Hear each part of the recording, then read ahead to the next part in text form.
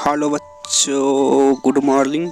तो आज हम बिहार बोर्ड का हिंदी चंद्रिका, जिसे आप गुदली चंद्रिका भी कह सकते हैं, तो आज हम कवर करने वाले हैं। तो सबसे पहले हम गद्य खंड जो कि चैप्टर 1 से लेकर 12 तक हम कवर करेंगे। तो इसमें यानी कि बहुत सारे छात्र पूछ रहे थे कि सर चंद्रिका के बारे में बताइए, क्या चंद्रिका हमें इस्तेमाल करना चाहिए या नहीं करना चाहिए, अगर करना चाहिए तो क्यों करना चाहिए और नहीं करना चाहिए तो क्यों नहीं करना चाहिए। यानी कि ढेर सारा कमेंट किया है, तो हम थोड़ा सा कंफ्यूज हो गए हैं कि इसके बारे में बताना चाहिए या नहीं बताना चाहिए। तो फिर हम डिसाइड लिए कि चलो कुछ बताया जाए चंद्रिका के बारे में, कैसे उपयोग करना चाहिए या नहीं करना चाहिए, या फिर इसे उपयोग भी करना भी चाहिए तो किस तरह से करना चाहिए।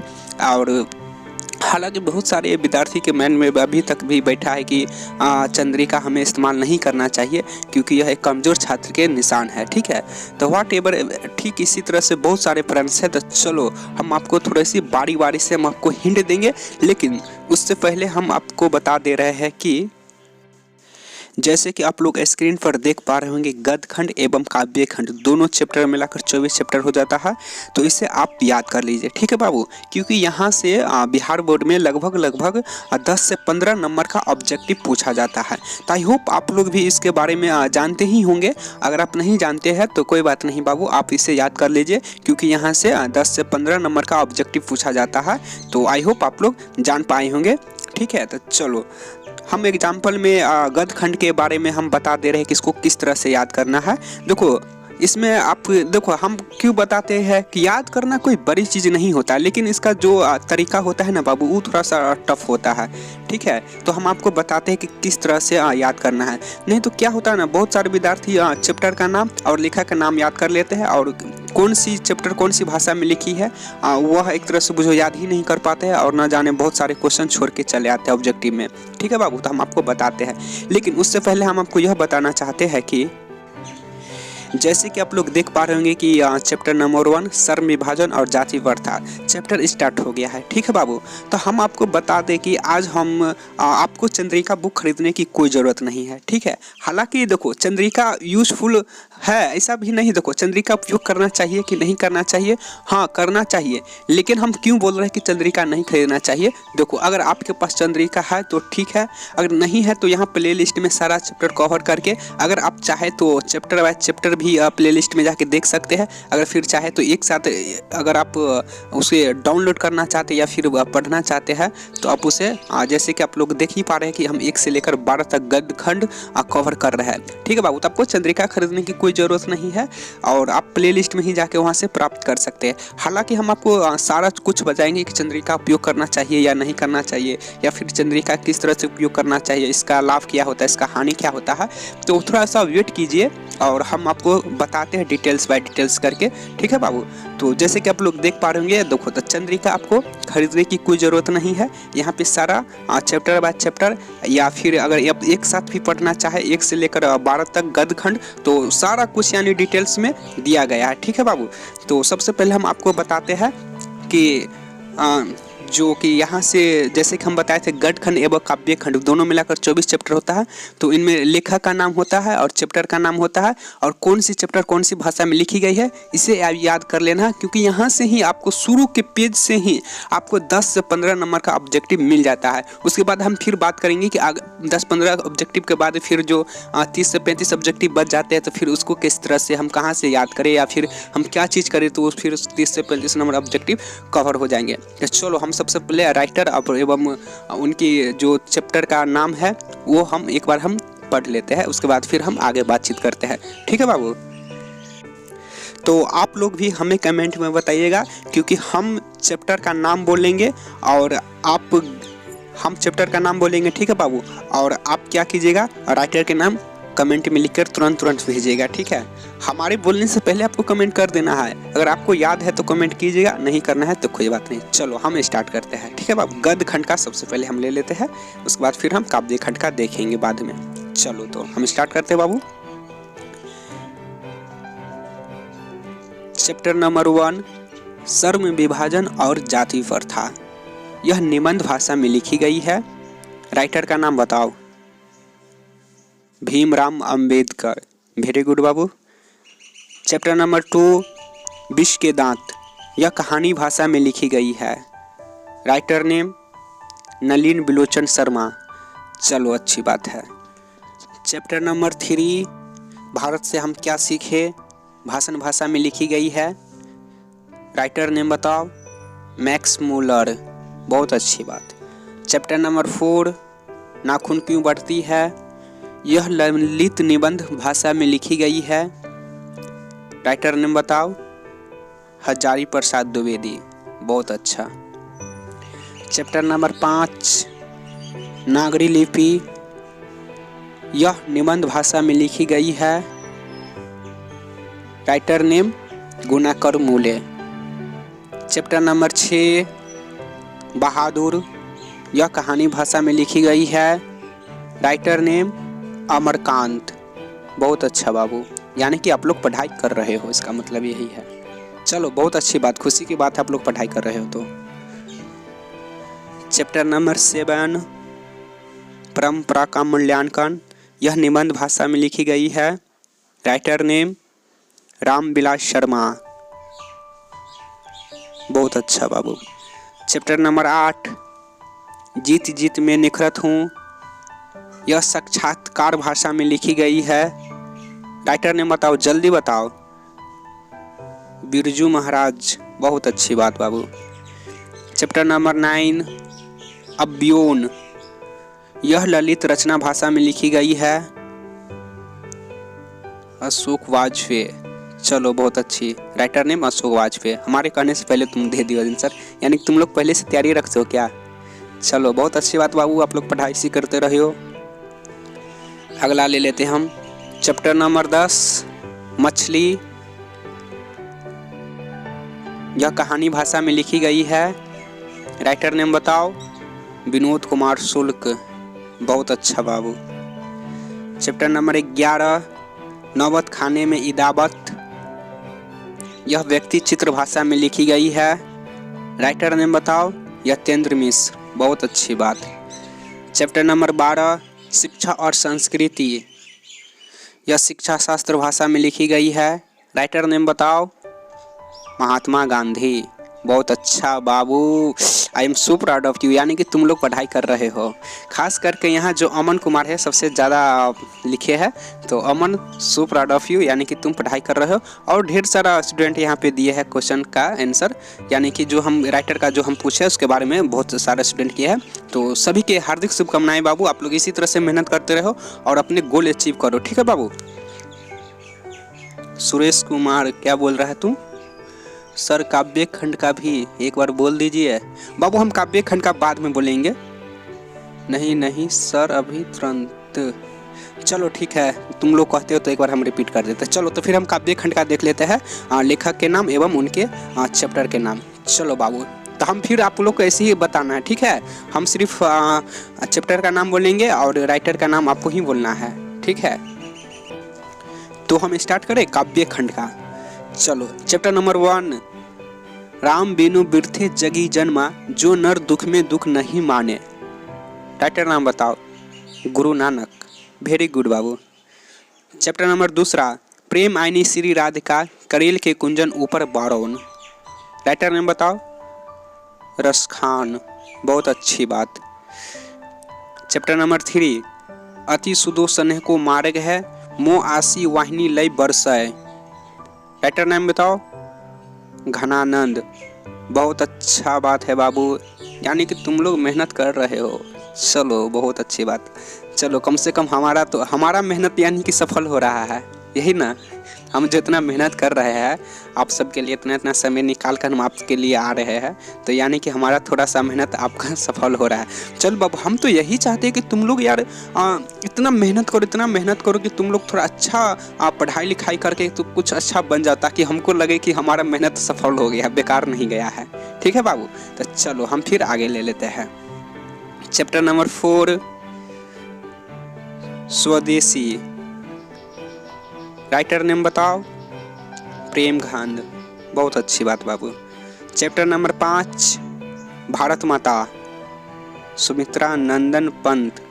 चलो राइटर नेम सुमित्रा नंदन पंत, यानी कि वही है, हमारे कहने से ही तुम लोग पहले रेडी रखते हो, चलो ठीक है बाबू, नेक्स्ट ले लेते हैं। चैप्टर नंबर 6, जनतंत्र का जन्म। राइटर नेम बताओ। रामधारी सिंह दिनकर। बहुत अच्छी बात बाबू। और हम आपको ये भी बता देते कि जो विद्यार्थी नहीं लिख पाते हैं और यह सुन रहे हैं, तो आप लोग थोड़ा गौर से सुनिए। और गौर के मतलब क्या होता है, ध्यान से सुनिए और इसे आप याद करने की कोशिश कीजिए, क्योंकि आप इसे भी 1 से 2 बार सुन लेते हैं तो आपको आई होप आप इसको पूरा याद कर पाएंगे। ठीक है बाबू।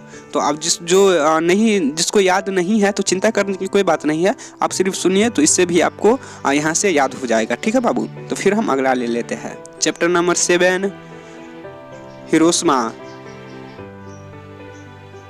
राइटर नेम बताओ। अगेन। ठीक है, अगेन तो तुम बताते हो, और तुम दूसरा राइटर का माने कि अज्ञे भी नाम है और यही राइटर का एक और नाम है, तुम वो बताओ तो हम तुमको जान जाएंगे। तुम लोग पढ़ाई कर रहे हो। बिरजू कुमार लिखा है। क्या लिखा है? सचितानंद हीरानंद वात्स्यायन। वेरी गुड बाबू, पढ़ाई तुम लोग करते हो। हाँ, इसका दूसरा ही नाम है सचितानंद हीरानंद वात्स्यायन, और फिर दूसरा नाम है अज्ञे। तो देखो यहाँ पे ना बहुत सारे विद्यार्थी कंफ्यूज हो जाते हैं। देखो अगर इससे रिलेटेड अगर मान कर चलो, तुमको पूछ देगा कि हिरोशिमा चैप्टर का लेखक कौन है, तो ऑब्जेक्टिव में क्या होता है ना, अगर अज्ञे दे दिया तो फिर अज्ञे में टिक मार देना, लेकिन अगर अज्ञे नहीं देगा तो सचितानंद हीरानंद वात्स्यायन, यानी कि दोनों। देखो इस राइटर का तो दोनों नाम है, शॉर्टकट में से अज्ञे कहते हैं और इसका फुल नेम हो जाता है सचितानंद हीरानंद वात्स्यायन। तो अगर ये पूछेगा तो फिर ये नहीं पूछेगा नेम, और ये नाम रहेगा तो फिर ये नाम नहीं रहना। तो यानी आपको दोनों नाम याद कर लेना है और जो वहां पर मिलेगा उसे टिक मार देना है। ठीक है बाबू। तो आई होप आप लोग समझ पाए होंगे। तो नाम लेकिन दोनों याद रखना, ऐसा नहीं है कि आप एक ही सिर्फ अज्ञे ही नाम लेकर चले गए और फिर अगर पूछ दे कि अगर हीरानंद कहा गया, सचितानंद हीरानंद वात्स्यायन अगर दे दे तो फिर आप कंफ्यूज होकर बोलिएगा कि ये चैप्टर में था ही नहीं। ऐसा भी हो जाता है कभी कभी, तो आपको दोनों नाम याद रहना। ठीक है बाबू। तो हम फिर नेक्स्ट ले लेते हैं। चैप्टर नंबर 8, एक वृक्ष की हत्या। राइटर नेम बताओ। कुंवर नारायण। बहुत अच्छी बात बाबू। चैप्टर नंबर 9, हमारी नींद। राइटर नेम बताओ। वरीन गंडवाल। बहुत अच्छी बात बाबू। चैप्टर नंबर 10, अक्षर ज्ञान। Writer name Anamika. Very good. Chapter number 11, लौट कर आऊँगा फिर। जीवनानंद दास। बहुत अच्छी बात। लास्ट है चैप्टर नंबर 12, मेरे बिना तुम प्रभु। राइटर नेम बताओ। रेनर मारिया सिल्के। बहुत अच्छी बात बाबू, यानी कि आप लोग मेहनत कर रहे हो, तो आई am so proud of you. हम बहुत खुश है इसके लिए, आप लोग मेहनत कर रहे हो। हम यही तो कहते हैं, मेहनत करो, मेहनत के बिना कुछ हो ही नहीं सकता है। ठीक है बाबू। तो चलो ये तो हो गया कि गद्य खंड एवं काव्य खंड। हमको तो लग रहा था कि यहाँ पे सिर्फ हम गद्य खंड का ही बोलेंगे और आगे हम काव्य खंड का कवर करेंगे, लेकिन आप लोग बोले कि सर काव्य खंड का भी बोल दीजिए। चलो ठीक है, अगर किसी को याद नहीं होगा तो वो अपना सुनकर ही याद कर सकते हैं। और अभी आई होप अभी जो सुन रहे होंगे जो विद्यार्थी जिसको याद नहीं है, तो आई होप हमें भी थोड़ा सा विश्वास लग रहा है या उसको भी याद हो गया होगा अभी तक कुछ। ठीक है बाबू। तो जिसको याद नहीं है तो चिंता करने की कोई बात नहीं है, आप जाइएगा यहाँ से तो फिर इसे याद कर लीजिएगा, क्योंकि यहाँ से 10 से 15 नंबर का ऑब्जेक्टिव पूछा जाता है। ठीक है बाबू। तो आप इसे याद कर लीजिएगा। अब हम बात करते हैं आगे। सर चंद्रिका के बारे में सर जल्दी बताइए ना। अरे शांति रहो, थोड़ा शांत गदीदार। इतना जल्दी तुम लोग। हम बताते हैं बाबू, रुको ना थोड़ा देर, तुम रुको ना। हम बताते हैं, चंद्रिका के बारे में भी बताते हैं, लेकिन उससे पहले हम कुछ और तुम लोगों के बताना चाहते हैं जो कि ऑब्जेक्टिव के बारे में है। तो इसमें जैसे कि बहुत सारे स्टूडेंट ये भी कमेंट किया था कि सर बुक रीडिंग करने से क्या होता है। ठीक है, तो बहुत सारे फ्रेंड्स आया है, तो हम माने कि हम आपको थोड़ा टच करने की कोशिश करते हैं, तो हम आपको बताते हैं बुक रीडिंग करने से क्या होता है। ठीक है बाबू। तो चलो हम तुमको बताते हैं कि बुक रीडिंग करने से क्या होता है। उसके बाद हम फिर आएंगे, हम तुमको बोले ना, हम तुमको बताएंगे कि चंद्रिका इस्तेमाल करना चाहिए या नहीं करना चाहिए, या फिर इसे करने से क्या फ़ायदा होता है या फिर क्या नुकसान होता है। तो हम सारा कुछ चंद्रिका पर आएंगे, लेकिन उससे हम पहले बता देते कि बुक रीडिंग करने से क्या होता है। ठीक है बाबू, तो चलो हम फिर बता दें कि बुक रीडिंग करने से क्या होता है। देखो तुमको हम बताते बुक रीडिंग करने से क्या होता है। बुक रीडिंग करने से यही होता है कि जो यानी कि ऑब्जेक्टिव पूछा जाता है, तो ऑब्जेक्टिव 50 नंबर का पूछा जाता है। ठीक है, 50% ऑब्जेक्टिव पूछा जाता है। तो 50% में तुम्हारा बुक से कितना पूछा जाता है, 30 से 35 नंबर या 35 से 40 के आसपास पूछा जाता है, ऑब्जेक्टिव पूछा जाता है। और उसके बाद जो बच जाता है 10 या 12 नंबर का, तो वो ऑब्जेक्टिव में व्याकरण से पूछ लिया जाता है। ठीक है बाबू, तो हम आपको यही कहना चाहते हैं, जैसे कि आप लोग जानते ही हैं कि ऑब्जेक्टिव पूछा जाता है, तो बहुत सारे स्टूडेंट को हम क्या देखते हैं, रट्टा मार के चले जाते हैं। वाह रे बेटा, रट्टा मार के तुम जा रहे हो, तुमको लग रहा है कि हम रिकॉर्ड तोड़ देंगे बिहार बोर्ड का, सारा सबसे ज़्यादा नंबर हम ला लेंगे। देखो रट्टा मार के चली जाना ऐसे, देखो रट्टा मार के देखो हम बहुत सारे स्टूडेंट की ये भी देखी कि रट्टा मार के भी फर्स्ट डिवीजन ला लेते हैं, लेकिन कोई काम का है ही नहीं। रट्टा कब तक मारोगे बेटा, तुम ही बताओ। तो रट्टा मारने से कोई फायदा नहीं होता बाबू। ठीक है, तो हम तुमको बताते हैं कि बुक रीडिंग करने से क्या फायदा होता है। देखो नंबर 1 में देखो फायदा हम तुमको बताते हैं। नंबर 1 फायदा, बुक रीडिंग से क्या होता है, तुम्हारा जो सोचने की क्षमता है, या फिर जो यानी कि मानकर चलो बुक रीडिंग तुम किया, तो जैसे कि नागरी लिपि, मानकर चलो कि हम भारत से क्या सीखे, एग्जाम्पल में हम ले रहे हैं चैप्टर नंबर 3 का, हम भारत से क्या सीखे। तो तुम जो बुक देखो डायरेक्ट तुम अगर मानकर चलो इससे रिलेटेड तुम ऑब्जेक्टिव रट्टा मारकर एग्जाम में चला गया, ठीक है, मानकर चलो कि तुम वहाँ से अच्छा नंबर भी ले आए, फर्स्ट डिवीजन के आसपास तुम ले आए, चलो कोई बात नहीं, लेकिन तुम भारत से हम क्या सीखे, जो हम भारत देश में रहते हैं, ठीक है, तो इससे हम क्या सीखे ये तो तुम पढ़ भी नहीं किया, तो फिर तुमको लग रहा है कि यार हम भारत में क्यों है वगैरह वगैरह, पता नहीं माइंड में तुम लोगों का क्या क्या चलता रहता है कि काश हम अमेरिका में होते या काश हम जापान में होते तो वहाँ कितना मज़ा आता। तुमको हम बता देते, इसीलिए बोलते अगर तुम जिस दिन से बुक रीडिंग करना शुरू कर दोगे ना, उस दिन तुमको मालूम चल जाएगा कि भारत और अमेरिका या फिर जापान में कितना फ़र्क है। तुम्हारा सौभाग्य है या फिर हमारा भी सौभाग्य है कि हम भारत में जन्म लिए हैं और हम भारत को छोड़कर कहीं नहीं जाने वाले हैं बाबू। ठीक है, भारत इज द ग्रेटेस्ट। तुम यहाँ पे इतना आज़ादी है कि मत पूछो। ठीक है, तो आई होप आप लोग समझ पा रहे होंगे। अगर तुम अदर कंट्री में जाके तुम अगर गलत जैसे यहाँ पे तुम खुली हवा में घूमते हो या फिर किसी से कुछ ऐसे वैसे कर देते हो, लेकिन अदर कंट्री में तुम जाओगे ऐसे ये सब अगर धोखा से भी कर दे तो वहाँ पर पता नहीं वहाँ का जो कानून होते हैं, देखो ऐसा नहीं, देखो हमारा कानून भी इतना सख्त है।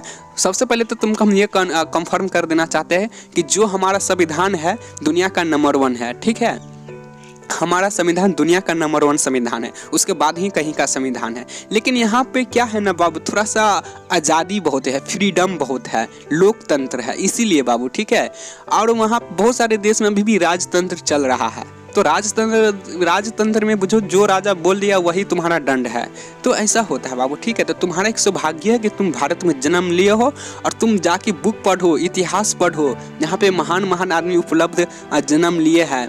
ठीक है, पहले जैसे कि विश्व नालंदा देखो बिहार में ही है ना, विश्व नालंदा, वहाँ से कहाँ से लोग आते थे, जापान से आते थे, चीन से। उस समय तो न हवाई जहाज होता था, नहीं कुछ होता था, एक तरह से मुझे नाव के जरिए पैदल चल के, यानी कि उसको आने ही में 6 महीना 7 महीना लग जाता था। उसके बाद यहाँ से आकर ज्ञान प्राप्त करने के बाद फिर वो अपने देश लौटते थे।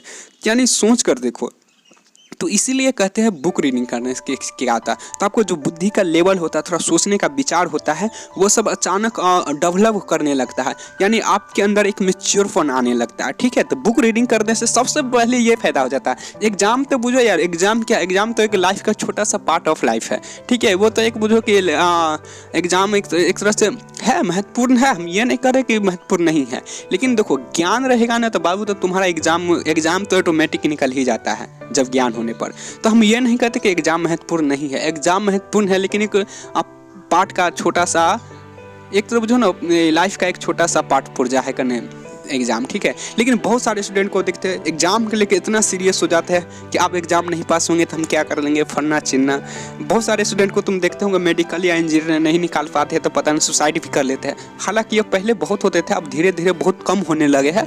यानी कि आप थोड़ा एक तरह से बुझो कि थोड़ा इस सब से थोड़ा ऊँचा उठने लगे, दिमाग के स्तर से थोड़ा ऊँचे उठकर आप सोचने लगे हैं हर मनुष्य कि थोड़ा एग्जाम उतना इम्पोर्टेंट नहीं है, लाइफ से बड़ा एग्जाम है ही नहीं। लेकिन बहुत सारे स्टूडेंट को क्या देखते हैं, जैसे कि एग्ज़ाम में फेल हो गए या फिर कम नंबर लाए तो जाके सुसाइड कर लेता है। हम एक बार सुने थे या फिर हम कहीं पढ़े थे कि एक लड़का था, ठीक है, तो वो CBSE का सब विद्यार्थी था। अब एग्जैक्टली हमें कंफर्म हमें मालूम नहीं है वो CBSE था का कि फिर अदर बोर्ड के था, लेकिन हम सुने ही सुना है, बता रहे, ठीक है बाबू, लेकिन सच्चाई है, लेकिन हम जो बता रहे हैं वो सच्चाई है।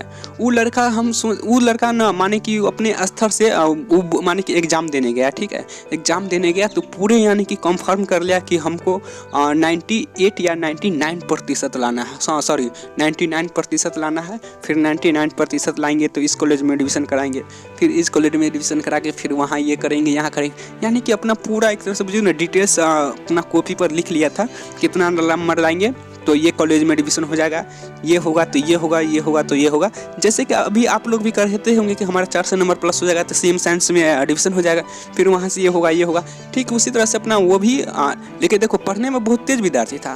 तो पहले पूरा कहानी सुन लो, उसके बाद फिर हम आगे थोड़ा सा अभी हाँ। तो इसमें देखो बाबू, इसमें तो थोड़ा लंबा समय हम आपसे लेंगे ही, तो बातचीत करते हुए हम थोड़ा सा, तो देखो हमको आप तो पहले ही बता दिए कि हम कोई एक तरह से जो कि हम क्या बोलते हैं उसको स्क्रिप्ट लेकर नहीं पढ़ते, हमारे दिल में जो आते हैं हम आपको थोड़ा सा समझाने की कोशिश करते हैं, ठीक है बाबू। तो हम थोड़ा सा आपसे हम बातचीत करते हुए यह चैप्टर बताएंगे कि चंद्रिका कैसे इस्तेमाल करना चाहिए, ठीक है बाबू। हाँ, तो हम कहाँ थे, तो वही लड़का पूरे अपना प्लान कर लिया था कि हमारा 99% आएगा तो फिर इस कॉलेज में एडमिशन होगा, इस कॉलेज में फिर हम यहाँ से इतना नंबर प्राप्त करेंगे तो फिर ये जॉब करेंगे, फरना चिन्ह वगैरह वगैरह, यानी कि अपना जो उसका सपना था वो पूरा अपना कॉपी में दर्शा लिया था, ठीक है। लेकिन एग्ज़ाम दिया, एग्ज़ाम में क्या हुआ, उसको 97% आ गया। 99% सोचा था और 97% में आ गया, ठीक है। 97% आया तो अब जाके सुसाइड कर लिया। आप बुझो, सुसाइड कर लिया, माने कि 2% नहीं आया तो जाके सुसाइड कर लिया।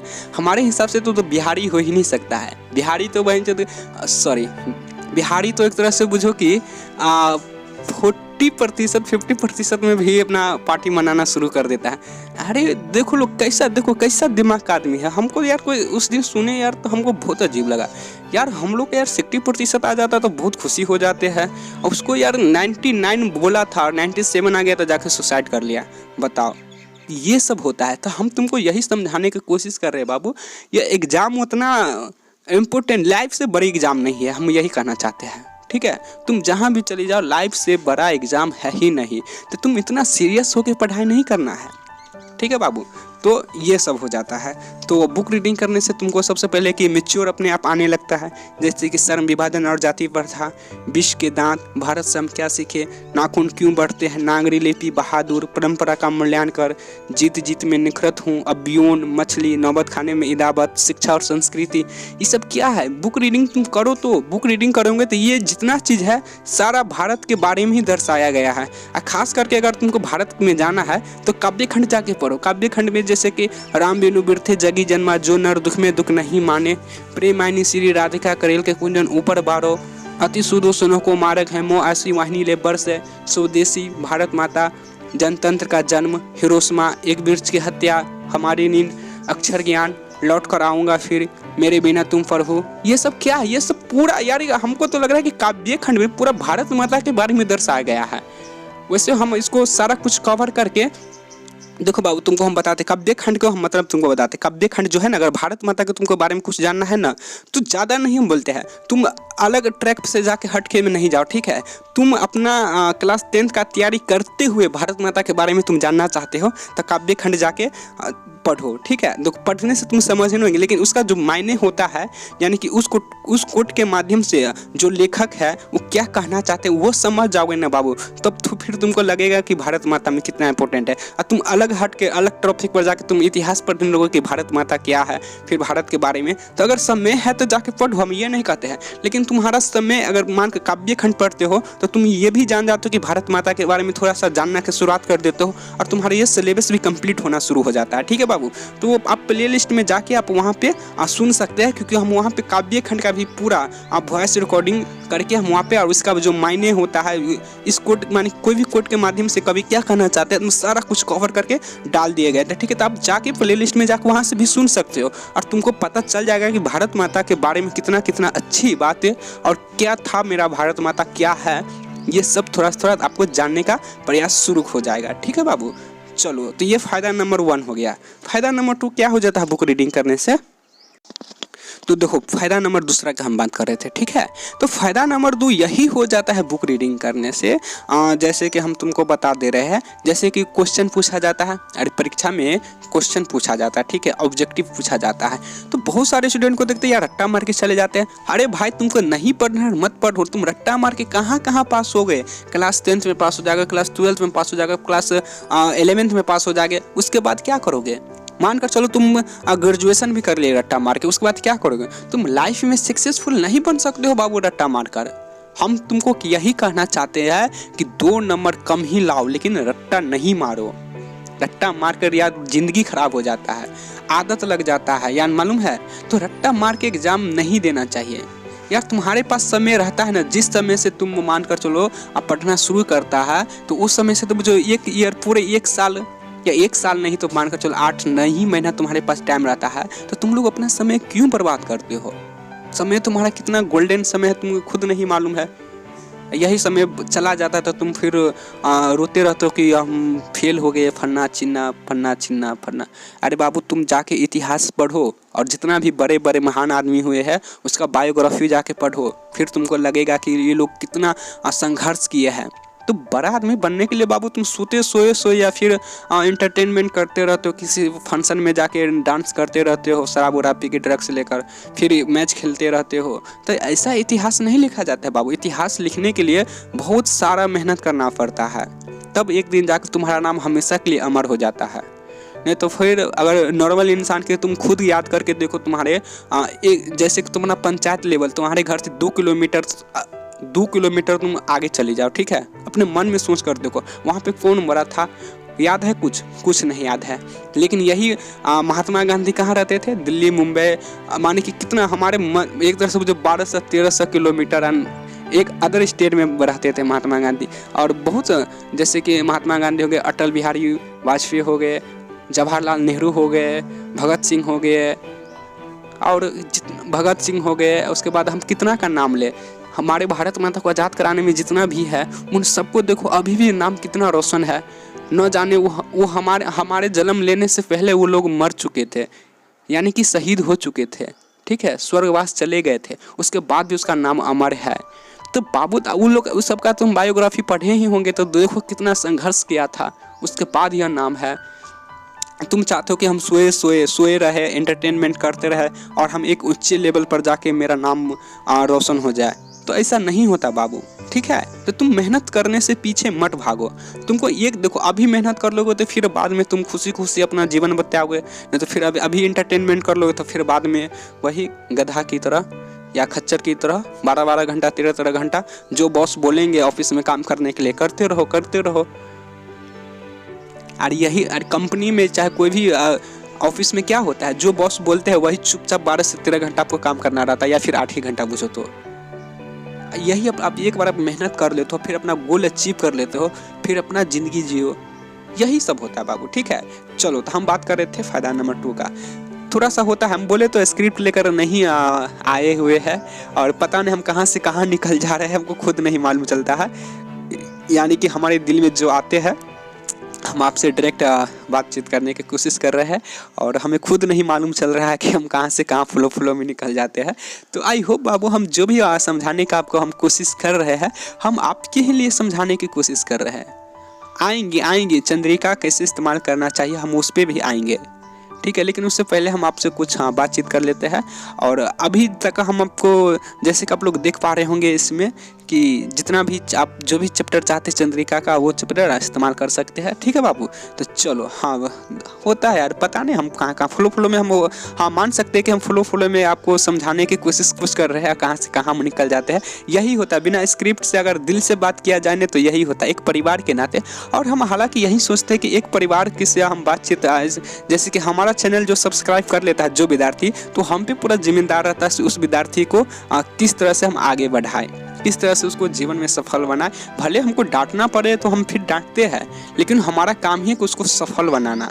ठीक है बाबू। तो आप लोग चैनल जो विद्यार्थी हमारा चैनल सब्सक्राइब कर लेता है तो हमारा जिम्मेदारी रहता है कि पूरा उसको बढ़िया अच्छे से एक तरह से बुझो कि गाइड करना, उसको हमारे जिम्मेदार हो जाता है कि उसको ठीक तरह से कैसे पढ़ना चाहिए, नहीं पढ़ना चाहिए, समय बर्बाद कर रहा है कि क्यों कर रहा है, यही सबसे थोड़ा समझाते हुए हम आगे उसको ले चलते हैं।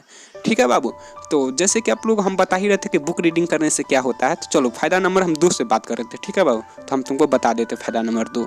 देखो, तो बुक रीडिंग करने से यही होता है फ़ायदा नंबर 2, जैसे कि परीक्षा में ऑब्जेक्टिव पूछा जाता है, उसके बाद फिर ऑब्जेक्टिव हो गया, उसके बाद फिर क्वेश्चन आंसर पूछा जाता है, तो वो सब तो सारा बुक से ही पूछा जाता है। भले कोई भी बुक हो, जैसे कोई भी सब्जेक्ट का हो, सोशल साइंस हो गया, साइंस हो गया, हिंदी हो गया, उर्दू हो गया, संस्कृत हो गया, मैथिली हो गया, मैथ हो गया, कोई भी हो, तो हम इसीलिए बाबू तुमको बोल रहे हैं कि बुक रीडिंग करो, क्योंकि एक तरह से तो जो ऑब्जेक्टिव जो पूछा जाता है तो सबसे पहले तो तुमको ऑब्जेक्टिव में फ़ायदा हो जाता है। अगर मानकर चलो तुम कोई भी चैप्टर उठाओ और उसे तुम बुक रीडिंग कर लेते हो तो उससे रिलेटेड तुमको अगर कोई ऑब्जेक्टिव पूछता है तो सबसे पहले तुम ऑब्जेक्टिव में टिक मार देते हो, नंबर 1 बात। नंबर 2 बात क्या हो जाता है, अरे उससे रिलेटेड तो क्वेश्चन भी तो पूछा जाता है एग्जाम में, ऐसा तो नहीं सिर्फ ऑब्जेक्टिव ही पूछा जाता है।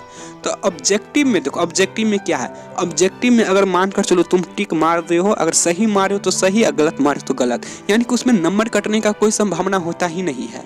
जब नंबर काटने का कोई संभावना होता ही नहीं है तो यानी कि वहाँ पे एक तरह से बुझो, अगर जो तुम अपने मन में सोचे हुएंगे या फिर तुम्हारा जो लक्ष्य होगा हमारे क्लास 10th में, या 350 नंबर है, 450 नंबर या 400 नंबर, या जो आप सोचे हो उस नंबर के आसपास आप लाना चाहते हो। ठीक है बाबू। तो आप देखो, सबसे पहले हम आपको यह क्लियर कर देना चाहते हैं कि आप जो भी सोचे हुए हैं अपने मन में से हम इतना नंबर प्राप्त करेंगे, तो हमको पूरा विश्वास है कि आप सही सोचे हो, क्योंकि एक तेज विद्यार्थी ही सोच पाता है कि हम कितना नंबर लाएंगे, या फिर 400 नंबर हो, 350 नंबर हो, या फिर 450 नंबर हो, या व्हाट एवर जो भी नंबर हो, एक तेज ही विद्यार्थी लक्ष्य तय करता है, या फिर वो अपने आपको सोच पाता कि हमको इतना नंबर लाना है। बशर्ते आपको उससे रिलेटेड मेहनत करना होगा। जितना आप नंबर सोचे हुए, जितना अंक सोचे हुए हैं, तुम खुद सोच कर देखो कि 350 नंबर, कितना नंबर, 350 नंबर, जो माने कि अगर आप कोचिंग में पढ़ते हो, ठीक है, कोचिंग में पढ़ते हो तो वहाँ पर 100 विद्यार्थी, मानकर चलो हम 100 ले लेते हैं, तो 100 में तुम देखो बाबू कि कितना आदमी को 350 नंबर या फिर 400 नंबर आ पाता है। तुम ही सोच कर देखो, कहाँ आता है, 10 से 20 आदमी का आता है, फिर 90 आदमी को क्यों नहीं आया। सोचा था सब हम 350 नंबर प्लस करेंगे या 400 नंबर लाएंगे, लेकिन आया सिर्फ 10 से 15 ही विद्यार्थी को। तो बाबू देखो, तो सिर्फ सोचने से ही कुछ नहीं होता है, ठीक है, आपको उस हिसाब से बहुत मेहनत भी करना पड़ता है। अगर आप 350 नंबर, 400 नंबर आप लगे हो, सोचे हो कि हम लाएंगे, तो हम ये नहीं कहते तुम नहीं कर सकते हो, तुम बहुत कम सोचे हो, ठीक है, तुम इससे भी ज़्यादा ला सकते हो, बशर्ते तुम उससे रिलेटेड तुम मेहनत करना स्टार्ट कर दो। और तुम खुद सोचो कि जैसे कि हम तुमको बता रहे हैं, तुम 350 नंबर, 400 नंबर सोच लिए हो, ठीक है, अगर तुम सोच लिए हो और तुम पढ़ते हो 2 घंटा पढ़ते हो, वह भी 2 से 3 घंटा पढ़ते हो, कभी कभी बीच में 2 से 3 दिन हमेशा के पढ़वे नहीं करते हो, डायरेक्ट कोचिंग जाते हो, कोचिंग से आते हो, बस्ता पटक देते हो, और उसके बाद फिर कहाँ बिजी हो जाते हो, तुम खुद जानते ही हो। तो बाबू ऐसे नहीं होता है, ठीक है। अरे तुम्हारे पास 24 घंटा है, तो ये तो नहीं है कि तुम्हारे 24 घंटा में कोई बोलता है कि अरे तुम वहाँ चलो, यहाँ चलो, वहाँ खेलने चलो। ये तुम्हारा समय है, तुम खुद उपयोग करो।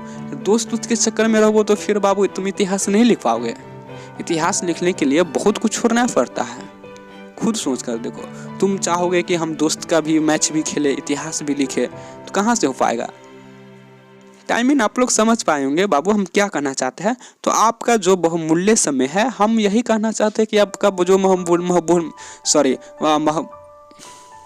दिख रहा है ना, बाय मिस्टेक होता है, यही सब होता है। बिना स्क्रिप्ट का बोलने से फ्लो में कहाँ से कहाँ चले जाते हैं, सबसे पहले तो वही नहीं मालूम चल पाता है। तो और उसके बाद कभी कभी आप बोलते बोलते होता है, अचानक बोलते बोलते हो जाता है कि लड़खड़ा जाते हैं एक तरह से, बुझो। तो यही हम कहना चाहते थे। चलो खैर, ये तो सब अलग बात है। तो हम यही कहना चाहते थे कि फ्लो में कहीं भी निकल जाता है। तो आई होप आप लोग समझ पा रहे होंगे बाबू कि समय बर्बाद नहीं करना है। चलो, तो हम यही कह रहे थे कि बुक रीडिंग से यही फ़ायदा होता है कि जो ऑब्जेक्टिव पूछता है तो सबसे पहले कि जो ऑब्जेक्टिव का जो होता है वही टिक मार दे, तो उसके बाद उससे रिलेटेड जो क्वेश्चन पूछता है वो भी तो तुमको यानी कि लिख ही देते हो, तो फ़ायदा ही फ़ायदा है बुक रीडिंग करने से। तो यानी बुक रीडिंग करने से तुमको 3 फ़ायदा हुआ।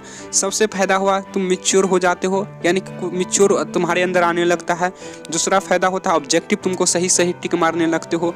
तीसरा फ़ायदा हुआ कि तुम जो क्वेश्चन आंसर से रिलेटेड पूछा जाता है वो सारा लिख देते हो। तो फिर बचा ही क्या एग्जाम में? एग्जाम में तो 3 चीज़ ही, 2 ही चीज़ पूछा जाता है, ऑब्जेक्टिव पूछा जाता है, क्वेश्चन आंसर पूछा जाता है। उसके बाद क्या पूछा जाता है? मैच्योर होना। मैच्योर होना तो एक तरह से बुझो कि तुम्हारे ऊपर डिपेंड करता है, ठीक है बाबू। मैच्योर होना, देखो बहुत सारे लोग के मन में ख्याल रहता है कि मैच्योर कैसे होता है, हमारे एज बड़े हो जाते हैं तब हम मैच्योर हो जाते हैं, या फिर हमारे शादी हो जाएगा और बाल बच्चा हो जाएगा तो हम मैच्योर हो जाएगा। ये सब गलत फहमी है, ठीक है। मैच्योर होने का मतलब ये नहीं होता बाबू कि तुमको शादी हो जाएगा या फिर तुम्हारा एज बड़ा हो जाएगा। तो मैच्योर का मतलब होता है ज्ञान होना, ठीक है। अगर हम एग्जाम्पल में बोले तो मोदी सर मैच्योर है। उसके बाद फिर तुम देख पा रहे होगे कि अरे जितना भी एक तरह से बुझे जितना भी सफल व्यक्ति है सब मैच्योर ही है। अनमैच्योर की अगर बात करें तो तुम देख लो तुम्हारे आसपास में शादी हो गया है लेकिन दारू पी लेता है, शराब पी लेते हैं, ड्रग्स ले लेते हैं, पता नहीं झगड़ा करते रहते, पता नहीं उसको कब क्या बोलना है, किसके सामने झगड़ा लड़ाई करते रहते, तो वे सब अनमेच्योर है। तो इसका देखो शादी का मतलब ये नहीं हो जाता कि मैच्योर हो जाता है, शादी का मतलब ये नहीं होता, ठीक है बाबू। मैच्योर होने के लिए न बच्चा की ज़रूरत है न ही सियान की होना ज़रूरत है, ठीक है। मैच्योर होना एक तरह से तुम्हारे अंदर जो ज्ञान का है, उसके बाद तुम किस तरह से रिएक्ट करते हो। जैसे कि तुम लोग ही देखो, अगर आप लोग मानकर चलो कि ड्रग्स नहीं लेते होंगे या पढ़ाई लिखाई में माने कि रेगुलर हो, तो तुम्हारा वहाँ पे कुछ अलग इज्जत है। जैसे कि तुम कहीं पर गुजरते हो या जिस मोहल्ले में आप लोग होगे तो वहाँ पे तुमको कितना अच्छा से रिएक्ट किया जाता होगा कि जैसे कि एक देखो सुलीन बाबू तुम यहाँ पर कितना अच्छा है, यहाँ पे रेगुलर पढ़ाई करता है। भले तुम्हारे मुंह पर नहीं बोले लेकिन तुम्हारा प्रति जो उसकी भावना है या उसके प्रति जो तुम्हारा भावना है वो एक तरह से बुझो बहुत सुंदर रहता है, ठीक है। वही स्थान पर एक तरह से बुझो कि तुम्हारे आसपास में ऐसा कोई होगा जो ड्रग्स लेते होंगे, फिर गाली गलौज करते होंगे, फिर झगड़ा करते होंगे, फिर चोरी उरी करते होंगे, व्हाटएवर कुछ भी हो सकता है। फिर उसके प्रति तुम देखो किसी की नज़रिया कितना ख़राब रहता है, या फिर बाइक से इधर से उधर करते होंगे, तो देख उसके प्रति एक जो इंटेलिजेंट विद्यार्थी है या फिर एक जो इंटेलिजेंट विद्यार्थी है लेकिन एक तरह से जो वो खच्चरपनी करता है, ठीक है, ड्रग्स लेना, शराब पीना, जुआ खेलना और भी उसके बारे में तो अपने मन से जो बोलना चाहता है बोल दो उसके प्रति, और तो जो इंटेलिजेंट विद्यार्थी उसके प्रति, दोनों के प्रति दोनों विचार रहता है, ठीक है। इज्जत भी ठीक उसी तरह से होता है वहाँ पे। तो आई होप आप लोग समझ पा रहे होंगे बाबू, ठीक है। तो बुक रीडिंग करो, ठीक है। अगर अभी तक आप बुक रीडिंग नहीं किए हो तो बुक रीडिंग शुरू कर दो और अपना बहुमूल्य समय नहीं गवाओ, ठीक है। चलो हम तुम पे फिर हम आएंगे, इस मुद्दा पर हम फिर लौट कर आएंगे कि तुम्हारे लाइफ में बहुमूल्य समय क्या होता है, हम किस तरह से इसे अच्छा से उपयोग करें, ठीक है। इस पर हम फिर आएंगे। तो बहुत सारे कमेंट आने लगा कि सर चंद्रिका के बारे में बताइए, चंद्रिका के बारे में बताइए। तो चलो बाबू हम तुमको फिर चंद्रिका के बारे में बताते हैं। तो फिर हम यही मुद्दा पर आएंगे कि लाइफ को जो इस समय है इसको किस तरह से इस्तेमाल करना चाहिए, और किस तरह से बहुत सारे विद्यार्थी को हम देख रहे हैं कि पता नहीं, हमको तो आजकल में कभी कभी जाते रहते किधर भी, जो कभी कभी हम खेत खलियान में जाते हैं तो वहाँ कुछ छोटे छोटे बच्चे को यानी कि 8 से 10 साल के बच्चे को देखते रहते तो नशा करते रहता है, लेकिन हम वहाँ पे कुछ बोल भी नहीं सकते हैं, ठीक है। तो हम कभी कभी एक तरह से जो ना बहुत हमको शर्मिंदा फीलिंग आने लगता कि क्या हो रहा है, इतना कम उम्र में ये लोग नशा के शिकार हो गया है और इसका गार्जियन तक के ख्याल नहीं रहता है। तो हम कभी कभी बहुत आश्चर्य में रहते हैं, ठीक है। तो चलो बाबू हम तुमको फिर हम चंद्रिका के बारे में बताते हैं। तो फिर हम तुम्हारे लिए कुछ एक तरह से जो अभी मुद्दा चल रहा है इस पर हम थोड़ा और बातचीत करेंगे। तो उससे पहले हम चंद्रिका के बारे में कुछ हम कह देना चाहते हैं कि चंद्रिका किस तरह से इस्तेमाल करना चाहिए या फिर नहीं करना चाहिए। तो चलो फिर हम चंद्रिका के बारे में हम बताते हैं। यहाँ पे बहुत सारे स्टूडेंट कमेंट करने लगे सर चंद्रिका के बारे में बताइए। तो चलो फिर हम बताते हैं। चंद्रिका में हम बताने से पहले हम आपसे कुछ 2 मिनट के लिए शांति से आंख बंद करके अभी तक हम जितना बोले हैं उसको अपने मन में 2 मिनट के अंदर ही सब रिपीट करना है। तो फिर हम चंद्रिका के बारे में हम बताते हैं, ठीक है बाबू।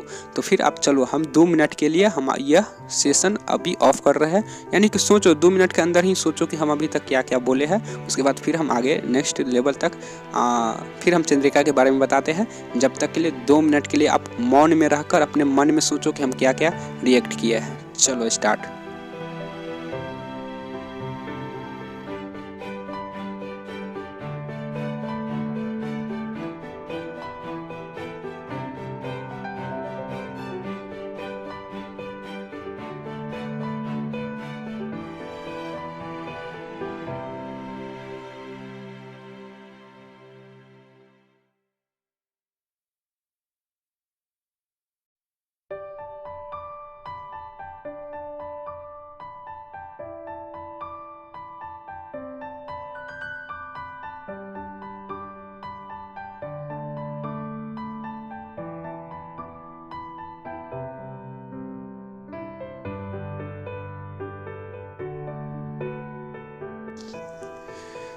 तो चलो फिर हम स्टार्ट करते हैं बाबू। आप लोग वीडियो रोक कर आप लोग सोचे होंगे।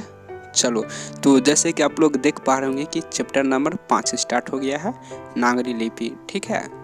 तो देखो हम आपको यही कहना चाहते हैं कि चंद्रिका, सबसे पहले तो प्रश्न आता है कि चंद्रिका हमें उपयोग करना चाहिए या नहीं करना चाहिए, ठीक है। तो चंद्रिका उपयोग करना चाहिए, ठीक है। चंद्रिका क्यों उपयोग करना चाहिए, तो इसे हम थोड़ा आसान भाषा में आपको समझाने की कोशिश करेंगे और स्लो करके समझाने की कोशिश कर रहे हैं, ठीक है। तो आपको घबराना नहीं है और आराम से सुनो कि चंद्रिका क्यों उपयोग करना चाहिए। देखो बाबू, अगर आज से 40 से 50 साल पीछे चले जाओ, ठीक है, यानी कि जो दादाजी या फिर पापा जी भी कह सकते हैं 40 से 50 साल की उम्र में, तो लेकिन दादाजी ठीक रहेंगे, ठीक है। मानकर चलो कि दादाजी सबके एज में चली जाओ, तो यहीं से यह शब्द पता नहीं कैसे प्रचलित हो गए। तो इस पे छोड़ो, इस पे हम नहीं बहस करेंगे कैसे प्रचलित हो गए। तो मानकर चलो वहीं से यह बात शुरू हो गया कि चंद्रिका इस्तेमाल नहीं करना चाहिए, क्योंकि चंद्रिका एक कमज़ोर छात्र ही इस्तेमाल करते हैं।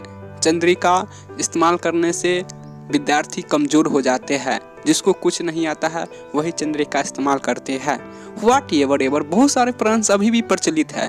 जैसे कि आप लोग भी मानकर चलो कि चंद्रिका उपयोग करते होंगे पढ़ाई के समय। आप मानकर चलो वहाँ पर कोई आपसे सीनियर आ जाते हैं तो फटाफट से चंद्रिका ऑफ कर देते होंगे और किताब के नीचे रख देते होंगे। यानी क्यों? क्योंकि शर्म आता कि चंद्रिका देख लेंगे उपयोग करते हुए तो बोलेंगे अरे तुम चोरी कर रहे हो।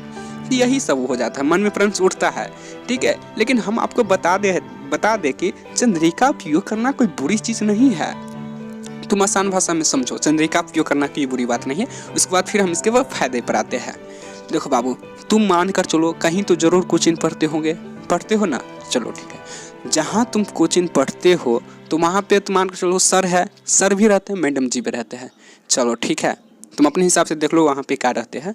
तो मान कर चलो तुम जहाँ भी कोचिंग पढ़ते हो और वहाँ पे जो सर रहते हैं, तो यानी कि जब आप तुम कोचिंग जाते हो, ठीक हो, कोचिंग जाते हो, जो तुम कोचिंग जाते हो तो यानी वहाँ पे क्या होता है, वहाँ पे तो यही होता है ना, तुमसे यानी कि कोई भी मान कर चलो हिंदी सब्जेक्ट ही ले लेते हैं, ठीक है। हिंदी सब्जेक्ट का जो क्वेश्चन आंसर होता है वही बताते हैं, या फिर तुमको जो प्रश्न नहीं आते हैं और तुम पूछते हो तो वह सर बताते हैं, ठीक है। तो ये क्या हो रहा है, दिस इज कॉल्ड सर। एक तरह से जो चंद्रिका है, रह गई बात चंद्रिका घर में इस्तेमाल किया जाता है, जो सर है वो क्लास में बता रहे हैं, तो सर भी एक तरह से तो चंद्रिका ही है। तुम लोग कुछ सोच पा रहे हो ठीक से? चलो थोड़ा सा और फिर हम एक बार रिपीट करना चाहते हैं। मान कर चलो कि तुम जहाँ पे कोचिंग पढ़ते हो, ठीक हो, वहाँ पे सर कोई पढ़ाते हैं, सर का नाम ABCD कुछ भी हो सकता है। तो चलो सर का नाम हम मनु सर रख लेते हैं, ठीक है। तो मान कर चलो जब तुम कोचिंग जाते हो और वहाँ पे जब तुम माने कि कोई भी चैप्टर का कोई भी प्रश्न तुमको नहीं आते हैं, उसके बाद तुम जो सर से पूछते हो तो सर तुमको बताते हैं, तो वही सर चंद्रिका हो गए। ठीक इसी तरह से जब आप घर पे पढ़ाई करते हो और पढ़ते पढ़ते अचानक कहीं पे जाके फंस जाना, यानी कि कोई भी क्वेश्चन पर जाके फंस जाते हो, ठीक है। तो यानी कि कोई भी क्वेश्चन पर जाके जब फंस जाते हो तो तुम लोग क्या करते हो, वहीं पे चैप्टर क्लोज कर देते हो और फिर वहाँ से पढ़ाई ही तुम लोग बंद कर देते हो। ये भी नहीं होता है कि चलो इसमें कुछ नहीं समझ में आया तो हम अगला चैप्टर या अगला सब्जेक्ट देखते हैं या फिर अगला चैप्टर या फिर उससे अगला जो क्वेश्चन उसके बारे में देखते हैं। तुम लोग यहीं रुक जाते हो। अब सोचने लगते हो कि चलो अब फिर हम आप कोचिंग जाएंगे तो फिर ये वाला क्वेश्चन सर से पूछेंगे, उसके बाद फिर हम यहाँ से पढ़ाई स्टार्ट आगे करेंगे। तो तुम लोग तो इतना होशियार हो कि तुम लोग तो पढ़ाई ही बंद कर देते हो। उससे भी तुमको बहाना ही चाहिए कि किसी तरह से मेरा पढ़ाई जल्दी समाप्त हो ताकि हम इधर से उधर करें। है कि सच्चाई बात है, देखो हम सच्चाई बात बोल रहे हैं, ठीक है। तुम लोग को लग रहा हो कि क्या फालतू के सर बात कर रहे हैं, लेकिन यही अक्सर बहुत स्टूडेंट के साथ यही होता है कि वो कोई भी क्वेश्चन पर जाके अटक जाते हैं, उसके बाद वो चैप्टर क्लोज कर देते हैं। ठीक है बाबू, तो आपको यह सब आज से छोड़ देना है, ठीक है। तो यहाँ पर आप क्या कर सकते हैं, जैसे कि आप कोई भी सब्जेक्ट हो गया, जैसे कि मानकर चलो कि आप हिंदी सब्जेक्ट पढ़ाई करने के लिए बैठे घर पे, ठीक है। तो इसमें मानकर चलो कि आप चैप्टर नंबर 6 पढ़ना स्टार्ट किए हैं। चैप्टर नंबर 6 क्या है, बहादुर है, ठीक है।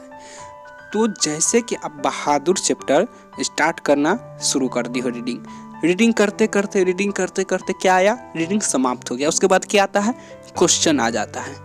जब वह क्वेश्चन आ जाता है तो आप इससे रिलेटेड, हम देखो इससे रिलेटेड तुम जस्ट इसका सब क्वेश्चन का आंसर नहीं दे सकते हो, ये बात सच्चाई है, ठीक है। फिर सच्चाई तो तुम लोग क्या करते हो, वहाँ पे अचानक एक तरह से बुझो कि गिव अप कर देते हो, यानी कि छोड़ देते हो। आप बोलते हो कि चलो फिर क्वेश्चन जाएंगे तो फिर वहाँ सर से पूछेंगे तो फिर हम आगे पढ़ाई स्टार्ट करना है। लेकिन आपको ऐसा आज से नहीं करना है। आपको क्या करना है, बुक रीडिंग किए, बुक रीडिंग करने के बाद क्या होता है, क्वेश्चन आंसर आता है। क्वेश्चन आता है ना, तो आपको चंद्रिका यहाँ पे उठाना है और चंद्रिका से देखना है कि उस क्वेश्चन का आंसर क्या है चंद्रिका में लिखा है। जी हाँ, आपको इस्तेमाल करना है। पहले ही हम आपको बता दें कि जिस तरह से सर आपको बताते हैं कोचिंग में, तो वहाँ पे चंद्रिका सर हो जाते हैं। एक तरह से बुझो, एग्जाम्पल में आप उस सर को चंद्रिका समझ लो। जो बताते हैं उसे हम चंद्रिका कहते हैं, जो तुम्हारा क्वेश्चन का आंसर बताते हैं उसे हम चंद्रिका कहते हैं। आई होप आप लोग समझ पा रहे होंगे। तो आपको इससे यानी कि बहादुर जो कहानी है, रीडिंग करने के बाद जो क्वेश्चन आता है तो उस क्वेश्चन को चंद्रिका में देखना है कि उससे रिलेटेड इसका आंसर क्या लिखा है। उसके बाद आपको 2 से 3 बार, 3 से 4 बार उसको पढ़ो, फिर 1-2 बार लिखो। लिखने के बाद फिर चंद्रिका को ऑफ कर दो, यानी कि बुक बंद कर दो। उसके बाद फिर तुम देखो कि हम इससे रिलेटेड, यानी इस क्वेश्चन से रिलेटेड हम कितना लिख पाते हैं। फिर आपको यही करना है, ठीक है। आपको ऐसा नहीं करना है कि बस नहीं आता है तो बस आप पढ़ाई ही बंद कर दो। तो यहाँ पे आप चंद्रिका इस्तेमाल कर सकते हो। इसी तरह से अगर कोई आता है, आपको कोई बोलता है ना चंद्रिका इस्तेमाल नहीं करना चाहिए, तो उसको तुम बताओ कि चंद्रिका क्यों इस्तेमाल करना चाहिए। इसमें सीनियर हो चाहे जूनियर हो, आपको डरना नहीं है। चंद्रिका से क्यों इस्तेमाल करना चाहिए, जिस तरह से हम आपको बता रहे हैं, तो आप थोड़ा सा नॉर्मल भाषा में और अच्छी भाषा में, अगर आपसे कोई सीनियर है तो थोड़ा सा इज्जत का ख्याल रखते हुए उसको समझाओ। डांटना शुरू नहीं कर देना कि चंद्रिका इस्तेमाल करना चाहिए क्योंकि सर हमारा इससे बताया, आप लोग गलत है, आप लोग पता नहीं फलना चिन्ह। तो ऐसा बाबू आपको नहीं करना है, ठीक है। अगर आपसे कोई सीनियर है तो आपको उसको रिस्पेक्ट देते हुए थोड़ा सा अच्छी से समझा देना है कि चंद्रिका कोई बुरी चीज़ नहीं है। जिस तरह से सर जो बताते हैं कोचिंग में, ठीक उसी तरह से चंद्रिका, यही एक तरह से बुझो कि हमारे साथ चंद्रिका घर पे बताते हैं और हेल्प करते हैं, ठीक है बाबू। अगर इसका हम एग्जाम्पल ले तो मैथ, चंद्रिका के एग्जाम्पल लेना चाहे तो हम मैथ में ले लेते हैं, फिर हम आते हैं इसके बाद हिंदी में फिर हम आएंगे, लेकिन इससे पहले हम आपको मैथ के बारे में बताना चाहते हैं, ठीक है। देखो चलो मान लेते हैं कि तुम मैथ बनाना स्टार्ट किया। चैप्टर नंबर कुछ भी हो, 1 2 3 4 5 6 7 8 9 10 11 12 13 14 15 ही तक है। तो आप इसमें से कोई भी चैप्टर बनाना स्टार्ट किया, ठीक है। जब आप मैथ बनाना शुरू करते हो तो उसमें सीरियस है कि तुम जब शुरू में बनाते हो तो तुमसे नहीं बनता है घर पे, तो तुम लोग क्या करते हो कि पढ़ाई बंद कर देते हो और तुम सोचते हो कि सर से पूछेंगे या फिर सर बताएंगे कभी तो फिर हम स्टार्ट करेंगे। तो बाबू आपको ऐसा नहीं करना है। देखो चंद्रिका उठाओ, हम देखो तुम चंद्रिका में भी पहले बार में नहीं समझ पाते हो, जो तुम चाहते हो ना, जो नहीं समझ पा, हम जान जाएंगे चंद्रिका से, तो जान जाते हो गए। आई am so proud of you, जान जाते हो गए। लेकिन बहुत सारे स्टूडेंट को हम देखते हैं चंद्रिका में भी वो कन्फ्यूज में रहते हैं कि ये वाला ये अंक कहाँ से आ गया, ये अंक कहाँ से आ गया, ये अंक कहाँ से आ गया। तो इसका मतलब ये नहीं होता कि तुम कन्फ्यूज हो जाते हो तो तुम छोड़ दो। हम तुमको बताते क्या करना है। तुम कोई भी चैप्टर स्टार्ट किया, उससे रिलेटेड अगर तुमको जहाँ तक क्वेश्चन बना है बनाओ, ठीक है। नहीं बना है तो चंद्रिका खोलो और उसमें देखो कि चंद्रिका में किस तरह से उस क्वेश्चन का सोल्व किया गया है, ठीक है। हालांकि चंद्रिका में थोड़ा शॉर्टकट में ही बताया जाता है, तो कहीं कितना लोग इसमें कंफ्यूज हो जाते हैं, ठीक है। तो इसमें आपको कंफ्यूज होने की कोई बात नहीं है बाबू। आप चंद्रिका ओपन कीजिए और आप देखिए कि उस क्वेश्चन है, जो क्वेश्चन है उसको किस तरह से सोल्व किया गया है। तो उसे आप देख कर आप 2 से 3 बार कॉपी पर बनाओ चंद्रिका से, ठीक है। उसके बाद फिर अपने मन से बनाने की कोशिश करो। उसके बाद भी समझ में नहीं आए तो फिर तो क्लास में सर है ही, और जब क्लास में सर हैं ही और उस समय तुमको सर जो बताएंगे तो तुम एक बार में वहाँ समझ जाते हो। नहीं तो कभी कभी देखते ही होगे कि आज तुम जाते हो और सर समझाने की कोशिश करते हैं बोर्ड पे, तुमको सर पूछते हैं समझा रे, तो तुम बोलता कि तुम मन ही मन करता है समझे तो नहीं है, लेकिन यहाँ पे बहुत सारे स्टूडेंट हैं, नहीं ना बोलेंगे तो साला इज्जत का धज्जी न कहीं उड़ जाए, तो तुम मुड़ी डुला देते हो, हाँ मैं बोल देते हो। हालांकि तुम समझे नहीं रहते हो, लेकिन हाँ तुम कह देते हो। बात सही है कि नहीं है? तो यही सब होता है।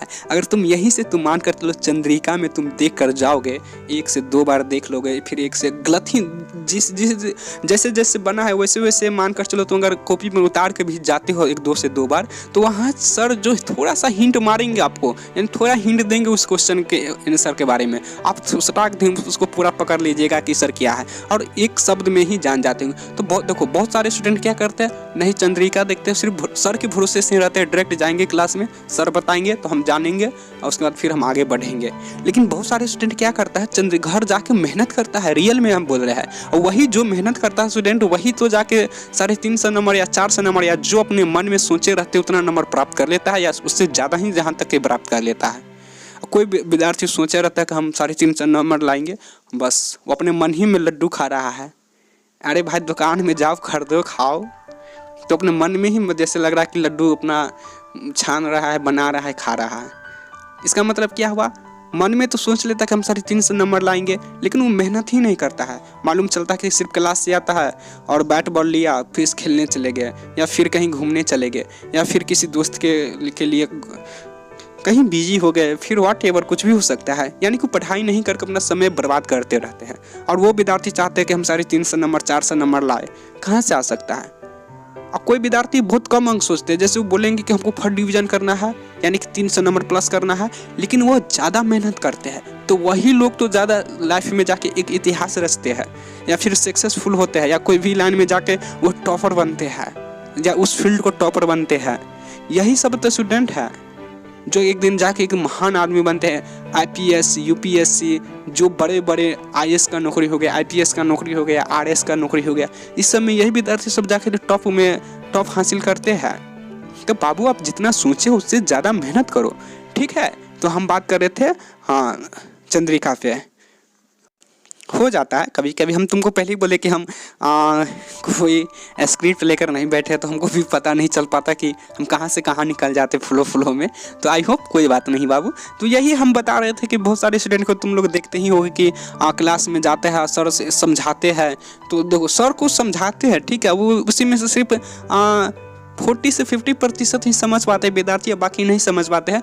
लेकिन जब 40 से 50% हाँ बोल दिया है, तो फिर जो बच जाता है वो कैसे बोलेगा कि हम नहीं समझे सर। अरे भाई कोई किसी से कम थोड़ी है आज के ज़माने में। तुम 1 है तो हम 2 है, तो 1 फाइट मारेगा हम 2 फाइट मारेंगे, ऐसे कंपटीशन चल रहा है। तो समझे या नहीं समझे वो मोरी हाँ कहवे करेगा, ठीक है। आई होप आप लोग समझ पाएंगे। देखो कोई वो एक तरह से जो समझ जाता है, तो क्या एक तरह से बुझो क्या वो आसमान में से तो उतर के नहीं आया है, वो भी तुम्हारी जैसा कि नॉर्मल खाता पीता खेलता कूदता, यही धूप में वो भी रहता है, यही हवा वो भी लेता है, यही खाना यहाँ के ही इस मिट्टी में रहता है, लेकिन इसके बाद भी तुमसे तेज है। क्यों तेज है? क्योंकि तुमसे मेहनत ज़्यादा करता है और दूसरा कोई चारा है नहीं। ऐसा तो नहीं है कि उसके लिए लंदन से स्पेशल चावल आता हो या फिर अमेरिका से उसके लिए मिल्क आता है प्रोटीन वाला जो उसका दिमाग बहुत तेज दौड़े। तो ऐसा तो नहीं है ना बाबू। सोच कर देखो, तुम्हारे ही साथ, तुम्हारी घर के अगल बगल में या तुम्हारी ही पंचायत के लेवल पे वो भी रहता है, वो भी यही हवा का शिकार है जो तुम हवा के शिकार हो, लेकिन उसके बाद भी वो तुमसे ज़्यादा तेज है, यानी कि तुमसे ज़्यादा मेहनत कर रहा है, भर भर रात जगकर मेहनत कर रहा है। तुम तो 8 बजने का इंतज़ार करते हो, 8 कब बज जाए कि सीधे बेडे पर दिखाए आएंगे कि 8 बजता है, मोबाइल लिए और फिल्म देखना शुरू कर दे। अब फिल्म भी ऐसा देखता है कि मालूम चलता है कि उसको कोई, अरे फिल्म ही देखना तो बायोग्राफी देखो ना, कि तुमको कुछ अंदर से कुछ लगे कि हमको लाइफ में कुछ करना है। हालांकि हम लास्ट में थोड़ा हम बताएंगे कि फिल्म किस तरह की देखा जाए या फिर किस तरह की देखना चाहिए या फिर नहीं देखना चाहिए, तो ये एक अलग टॉपिक है। लेकिन तुम लोग यार मेहनत ही नहीं करते हो। तो यही ना होता कि जो विद्यार्थी समझ जाता है एक बार में, वो कहीं से न कहीं से वह एक बार जरूर पढ़ा है या फिर कहीं ना कहीं बनाने का कोशिश किया, या फिर उस क्वेश्चन पर वह घर जाके परिश्रम किया है उसको बनाने का। भले ही वो गलत बनाए, हमें ये विश्वास देखो, हम ये इतना जरूर कहते कि तुम गलत ही बनाओ, क्योंकि एक बार में सफल कोई व्यक्ति नहीं होता है। तुम गांठ बांध लो इस बात को, एक बार में सफल व्यक्ति नहीं होता है। अगर कोई बोलता है कि हम एक बार में ही सफल हो जाते हैं कोई भी काम में, तो वह झूठ बोल रहा है या फिर बहुत तेज है। दो में से एक ही हो सकता है, लेकिन अक्सर झूठ ही बोलता है। ठीक है बाबू, तो तुम गलत ही क्वेश्चन सोल्व करो, तुम देख के ही चंद्रिका से ही क्वेश्चन सोल्व करो, लेकिन करो। उसके बाद जब तुम जाओगे और वहाँ पे जो सर बताएंगे, तो सर एक ही बार में बताते हैं, उसके बाद फिर तुम एक ही बार में सर पूरा पकड़ लेते हो कि सर क्या कहना चाहते हैं या फिर इस क्वेश्चन का मतलब क्या आता था, और उससे रिलेटेड जितना तुमको क्वेश्चन दे देता है फिर तुम फटाफट बना देते हो। चलो हम तुमको एक एग्जाम्पल बताते हैं। बहुत सारे स्टूडेंट को तुम देखते होगे, या बहुत सारे के तो छोड़ो, तुम खुद अपने ही का सोच कर देखो। मान कर चलो 1+1 2 होता है, ठीक है। अरे 1+1 2 होता है, इसका मतलब ये नहीं समझ लो कि तुमको 1+1 2 ही क्वेश्चन दे देगा, ठीक है। 1+1 2 होता है, लेकिन वही देखो 1+1 2 होता है, लेकिन अगर तुम मान कर चलो इसमें तुम बहुत अच्छा से बढ़िया आ गया, ठीक है, तो फिर तुमको 2+2 देगा, तो खटाक दे तुम बोल देगा कि सर 2+2 4, ठीक है बाबू। लेकिन बहुत सारे स्टूडेंट जो न्यू सीखते रहते हैं और वो 1+1 जानबे ही नहीं करते हैं, फिर उसको बोल देते कि 2+2 कितना होता है। भले वो 1+1 2 होता है, वो कैसे हुआ उसको मालूम नहीं पड़ता कि कैसे हो गया, लेकिन सर बोलते समझा, तो बोल देते हाँ सर समझ गए। और फिर 2+2 देता है तो कंफ्यूज हो जाते हैं, अरे ये जोड़ तो हम सीख गए थे, तो फिर हमको कहाँ कंफ्यूज हो रहा है। जो विद्यार्थी 1+1 ये जान गया है कि किस तरह से 1+1 करके आता है, तो 2+2 क्या उसको हटाक नहीं बोल बना कर देते हैं। चलो हम तुमको समझाते हैं। मान कर चलो चैप्टर नंबर 3, ठीक है, चैप्टर नंबर 3 मैथ का ही ले लेता है। जब मैथ में तुम कोई भी प्रश्न बनाते हो या सर बताते हैं, तुम बनाते हो तुमसे नहीं बनता है तो सर बताते हैं, ठीक है। तो एक क्वेश्चन में यानी कि एक चैप्टर में 15-20 या बहुत इससे भी ज़्यादा क्वेश्चन होता है, ठीक है। तो बहुत सारे स्टूडेंट को तुम देखते होगे सर एक क्वेश्चन बताते हैं, उसके बाद उससे रिलेटेड जितना भी 19 क्वेश्चन है वो खटाखट बनाकर वो अपना आगे बढ़ जाते हैं। लेकिन बहुत सारे स्टूडेंट को देखते होंगे एक बना दिया, उससे पूछा समझ गया, हाँ सर समझ गए, फिर अगला क्वेश्चन बनाओ, बस जाके कंफ्यूज हो जाता है कि ससुरा ये अगला क्वेश्चन बनेगा कैसे बनेगा, एक तो समझे नहीं, आप बोल दिए, हाँ नहीं बना पाते हैं। समझ पा रहे हो ना हम क्या कहना चाह रहे हैं? अरे भाई हम तुमको यही कहना चाहते हैं कि चैप्टर नंबर 3 तुम ले लो, ठीक है, या कोई भी चैप्टर तुम अपने मन में सोच लो, ठीक है, उससे रिलेटेड सर एक क्वेश्चन बना देते हैं, उसके बाद बोर्ड पर कहते हैं तुम लोग समझ गए हो, तो कोई समझे चाहे नहीं समझे, बहुत कम ही स्टूडेंट होता है कि बोलता है कि सर हम नहीं समझे, तो हालांकि सर उसको दोबारा भी समझाने की कोशिश करते हैं, ठीक है। लेकिन बहुत सारे स्टूडेंट को देखते हैं कि हाँ कह देते हैं, तो चलो भाई समझ गए हो तो बहुत खुशी की बात है, तो फिर दूसरा नंबर बनाओ। तब बहुत सारे स्टूडेंट बना देते हैं, यानी कि जो रियल में समझ जाते हैं वो बना देते हैं, जो नहीं समझ पाते हैं मोड़ी हिला देते हैं झूठे के हाँ वाला, तो क्या करता है तो मालूम है, उसको दूसरा नंबर बनवे ही नहीं करता है, और दूसरा नंबर नहीं बनता है तो अपना अगल बगल में झाँकता रहता है, ए बताओ ना हमको थोड़ा भी। अब देखो उसको स्टाइल सिर्फ देखो क्या बोलेगा, हमको 4 आ गया है, तुमको कितना आंसर आया है? आंसर है करेक्ट 6। और झूठ फूस के अपना पता नहीं कैसे जोड़ घटाव करके अपना 4, माने कि एक तरह से बुझो ना कि जितना आंसर रहता है उसके नज़दीक पहुंच जाता है। खुशी की बात यही है। किसी दिन हम तुमको व्हाइट बोर्ड के माध्यम से बताएंगे, बहुत मजा आएगा। यहाँ पे हम तुमको अगर वॉइस में बता रहे हैं और उस ढेर सारा डिटेल्स में नहीं बता पा रहे होंगे तो इसके लिए हम क्षमा चाहते हैं। हम किसी दिन आपके लिए हम समय निकाल कर व्हाइट बोर्ड के माध्यम से हम आपको बताएंगे, तो वहाँ पे थोड़ा ज़्यादा इंटरेस्टिंग के साथ हम आपको इंटरटेनमेंट के साथ हम आपको बताएंगे कि विद्यार्थी लोग के नाटक कैसे शुरू होता है। देखो मानकर चलो कि कोई भी क्वेश्चन हो गया, कोई भी क्वेश्चन ले लो, उसको न सटाक नहीं पीछे माने कि चैप्टर उठाकर देख लेता कि कितना आंसर है, ठीक है। भले उससे क्वेश्चन सोल्व नहीं होता है, ये बात फिक्स है, लेकिन वो देख लेगा कि इसका आंसर कितना, इसका आंसर 6 है, ठीक है। देखो वो तो जानता ही रहता कि हमको ये क्वेश्चन नहीं आता है, तो ठीक से 6 तक पहुँच भी नहीं पाता, आंसर तक नहीं पाता, माने कि उससे आसपास करके पहुंच जाएगा या उससे आगे कुछ बढ़ जाएगा या फिर पीछे रह जाएगा। जैसे 6 आंसर है तो 8 पर चला जाएगा, अपना पता नहीं कैसे कैसे पूरा लेता है, वो 8 पर चला जाएगा, नहीं तो 4 पे आके रुक जाएगा। फिर इस बगल वाला को पूछेगा तुमको कितना आया है, हमको 6 आया है, तो हमको 4 ही आया है, या फिर बोल देगा हमको 8 आया है, कहीं पर हमको मिस्टेक हो गया है। अरे ससुरा के नाती सॉरी, हमको नहीं बोलना चाहिए।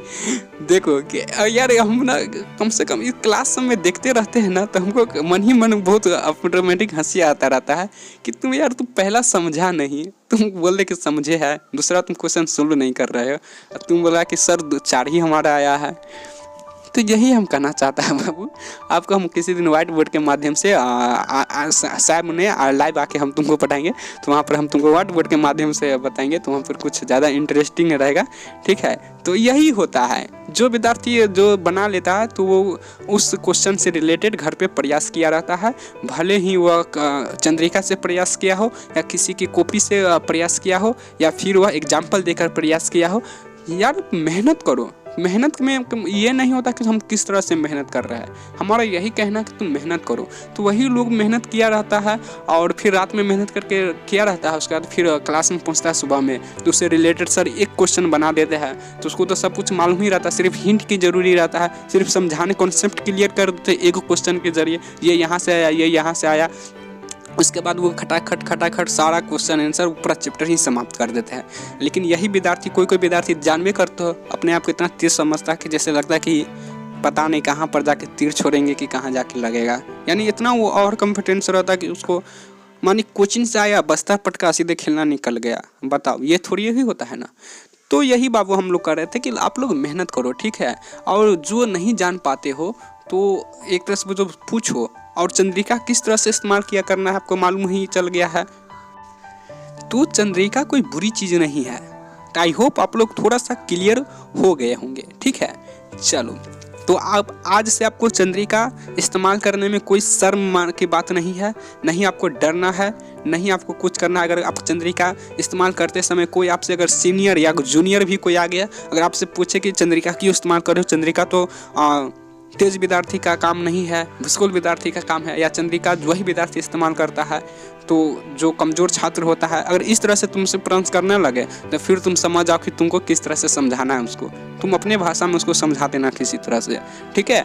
अगर सीनियर है तो थोड़ा रिस्पेक्ट में समझा देना, जूनियर है तो थोड़ा एक दो चलेगा, जो सोच रहे हो एक लगा देना पीछे अपना, एक दो थप्पड़ मार देना, उसके बाद समझा देना, ठीक है बाबू।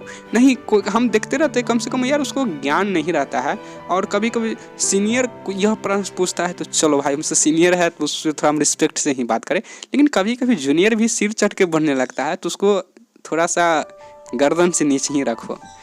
चलो ये तो मजाक की बात हो गई बाबू। तो आई होप आप लोग समझ पा रहे होंगे कि किस तरह से चंद्रिका इस्तेमाल करता है। इसमें हम आपको थोड़ा सा और हम बातचीत कर लेते हैं, जैसे कि हिंदी में आप लोग देख पा रहे होंगे कि कोई भी चैप्टर हो गया, ठीक है, जैसे कि अभी आप लोग देख पा रहे होंगे कि चैप्टर नंबर 8 या 9 इसी के आसपास में यह चैप्टर स्टार्ट हुआ होगा, ठीक है बाबू। तो इसमें आप जैसे कि देख पा रहे होंगे कि चंद्रिका, देखो हिंदी का हम बात करते हैं, अभी तो हम थोड़ा सा क्या बोले उसको मैथ का बात किया है, तो अब हम थोड़ा सा हिंदी के बारे में बात कर लेते हैं कि चंद्रिका किस तरह से उपयोगी किया जा सकता है और चंद्रिका की क्या क्या फ़ायदा है, हिंदी में क्या फ़ायदा है खास करके हम वो बताते हैं। हालांकि चंद्रिका क्या है हम अभी आपको समझा दिए हैं, मैथ के जरिए, मैथ चंद्रिका के जरिए समझा दिए है। और बच्चा में क्या क्या खूबी होते हैं, जो ब्रिलियंट स्टूडेंट होते हैं या फिर एक बार में कोई भी प्रश्न जान जाते हैं, जो सर बताते हैं उससे रिलेटेड एक ही बार में वह जान जाते हैं। तो इस सब के पीछे क्या राज होता है यह हम जान गए। वो घर पे जाके चंद्रिका इस्तेमाल करता है, हम आपको सच्चाई बता रहे हैं। अगर उसको कहीं पे घर पे जाते हैं, कोई भी प्रश्न में वो जाके फंस जाते हैं, तो वो चंद्रिका उठाते हैं और चंद्रिका से ही वो अपना क्वेश्चन तैयारी करना शुरू कर देता है। ठीक है, लेकिन जो सोचते हैं कि चंद्रिका हमें इस्तेमाल नहीं करना चाहिए, तो वही तो पीछा रह जाता है। तो वही लोग जो सिर्फ सर मान कल के भरोसे से ही अपना पढ़ाई समाप्त कर देते हैं कि कल सुबह में जाएंगे तो सर बतेबे करेंगे, तो वही विद्यार्थी नहीं पढ़ पाते हैं। लेकिन वही जो तेज विद्यार्थी होते हैं, जो लाइफ में कुछ करना चाहते हैं, वो अपना मेहनत करते हैं, फिर वही जहाँ पर जिस क्वेश्चन में जाके फंसते हैं, भले कोई भी सब्जेक्ट हो, ठीक है, कोई भी सब्जेक्ट का हो, तो वहाँ जहाँ पे जाके फंसते हैं वहाँ पे वो अपना चंद्रिका इस्तेमाल करते हैं। फिर जाके अपना कोचिंग में जाके थोड़ा क्या एक बार में जो समझ पाते हैं। चलो तो बाबू हम तुमको बता दें कि चंद्रिका के बारे में, ठीक है, माने कि हिंदी का जो चंद्रिका किस तरह से इस्तेमाल करना चाहिए। देखो हिंदी की चंद्रिका आप इस तरह से इस्तेमाल कर सकते हैं। चलो मान लेते हैं कि अगर आपके पास समय है, यानी कि आपके पास जितना समय है, तो आप डायरेक्ट जाके वहीं से यानी कि बुक जाके रीडिंग कीजिए। आप कोई भी चैप्टर नंबर आप नाम ले लीजिए, अभियोन ले लीजिए, ठीक है। अगर आपके पास है तो आप बुक जाके रीडिंग कीजिए। देखो बुक रीडिंग करने से क्या होता है, 50 से 60% नहीं, उससे ज़्यादा ही 70 से 80% आप समझ जाते हो एक बार में कि अभियोन में जो है लेखक, अभियोन के इसका जो कहानी के ललित जो रचना है, इसके क्या कहना चाहते हैं। ठीक है, तो चलो आप लोग कन्फ्यूज हो गए हैं। चलो मान कर चलते हैं कि भारत से हम क्या सीखे, चैप्टर रीडिंग करना शुरू किया। ठीक है, हम आसान भाषा में समझाने की कोशिश कर रहे हैं, तो इसलिए हम थोड़ा चैप्टर नंबर 3 हम लिए हैं। तो देखो इसमें क्या होता है, भारत से हम क्या सीखे, बुक रीडिंग स्टार्ट करना किए। तो अगर आपके पास समय है तो जाके बुक रीडिंग करो। भारत से हम क्या सीखे वही बुक जाके रीडिंग करो। तो वहाँ जब आप बुक रीडिंग करते हो तो वहाँ पे आपको लगभग हम आपको बता दें 70 से 80% समझ जाते हो। ठीक है, अगर आपके पास समय है तो बुक जाके रीडिंग करो। अगर आपके पास बुक रीडिंग करने का समय नहीं है, आप बोलेंगे सर हमारे पास बुक रीडिंग करने का समय क्यों नहीं है। बहुत सारे स्टूडेंट को हम देखते हैं कि एक तरह से बुझो कि माने कि शुरू में science, social science, math, Sanskrit ये सब में समय दे देता है और उनको लगता है कि हिंदी थोड़ा सा अपना ही भाषा है तो उसको बहुत तेज़ी से हम कवर कर लेंगे, तो चलो हम इसको लास्ट में ही हम इसको समाप्त कर देंगे। ऐसा हो जाता है, बहुत सारे स्टूडेंट के साथ ऐसा होता है। लेकिन उसको माने कितना बिजी हो जाते हैं अदर सब्जेक्ट में कि हिंदी के लिए उसके पास समय ही नहीं बचता है। फिर बाद में मालूम चलता है कि 1 से 1.5 महीना बचा एग्जाम का, उतना तेज़ी से 24 चैप्टर कवर नहीं कर पाते हैं। तो हम उसको यही सजेशन करना चाहते हैं कि देखो जैसे कि अगर आप ज़्यादा पढ़ने में तेज़ है, ज़्यादा पढ़ने के तेज़ का मतलब क्या हो जाता है, अगर आप ज़्यादा समय दे रहे हैं पढ़ाई में, 12-13 घंटा पढ़ रहे हैं, तो फिर आप जाके एक तरह से बुझो कि आप बुक जाके रीडिंग करो, भारत से हम क्या सीखे, तो वहाँ थोड़ा डिटेल्स में समझ पाते हो। अगर आपके पास जैसे लग रहा है कि चलो हम 10 से 20 मिनट में ही हम जानना चाहते हैं, तो फिर आपके लिए जैसे कि चंद्रिका उठाओ और चंद्रिका में जैसे कि अभियोन हो गया, ठीक है, अभियोन बुक रीडिंग अगर आपके पास है तो जैसे कि आप लोग स्क्रीन पर देख रहे हैं, हम इसलिए फिर हम अभियोन का एग्जाम्पल हम देने लगे। मानकर चलो अगर आप यहाँ से रीडिंग करते हो, ठीक है, यहाँ से आप रीडिंग करते हो तो आपको 30 से 40% समझ जाते हो। ठीक है बाबू, लेकिन आप लोग कितना सोच रहे हैं सर भारत से हम क्या सीखे, डायरेक्ट यहाँ से आप यहाँ छलांग मार दिया।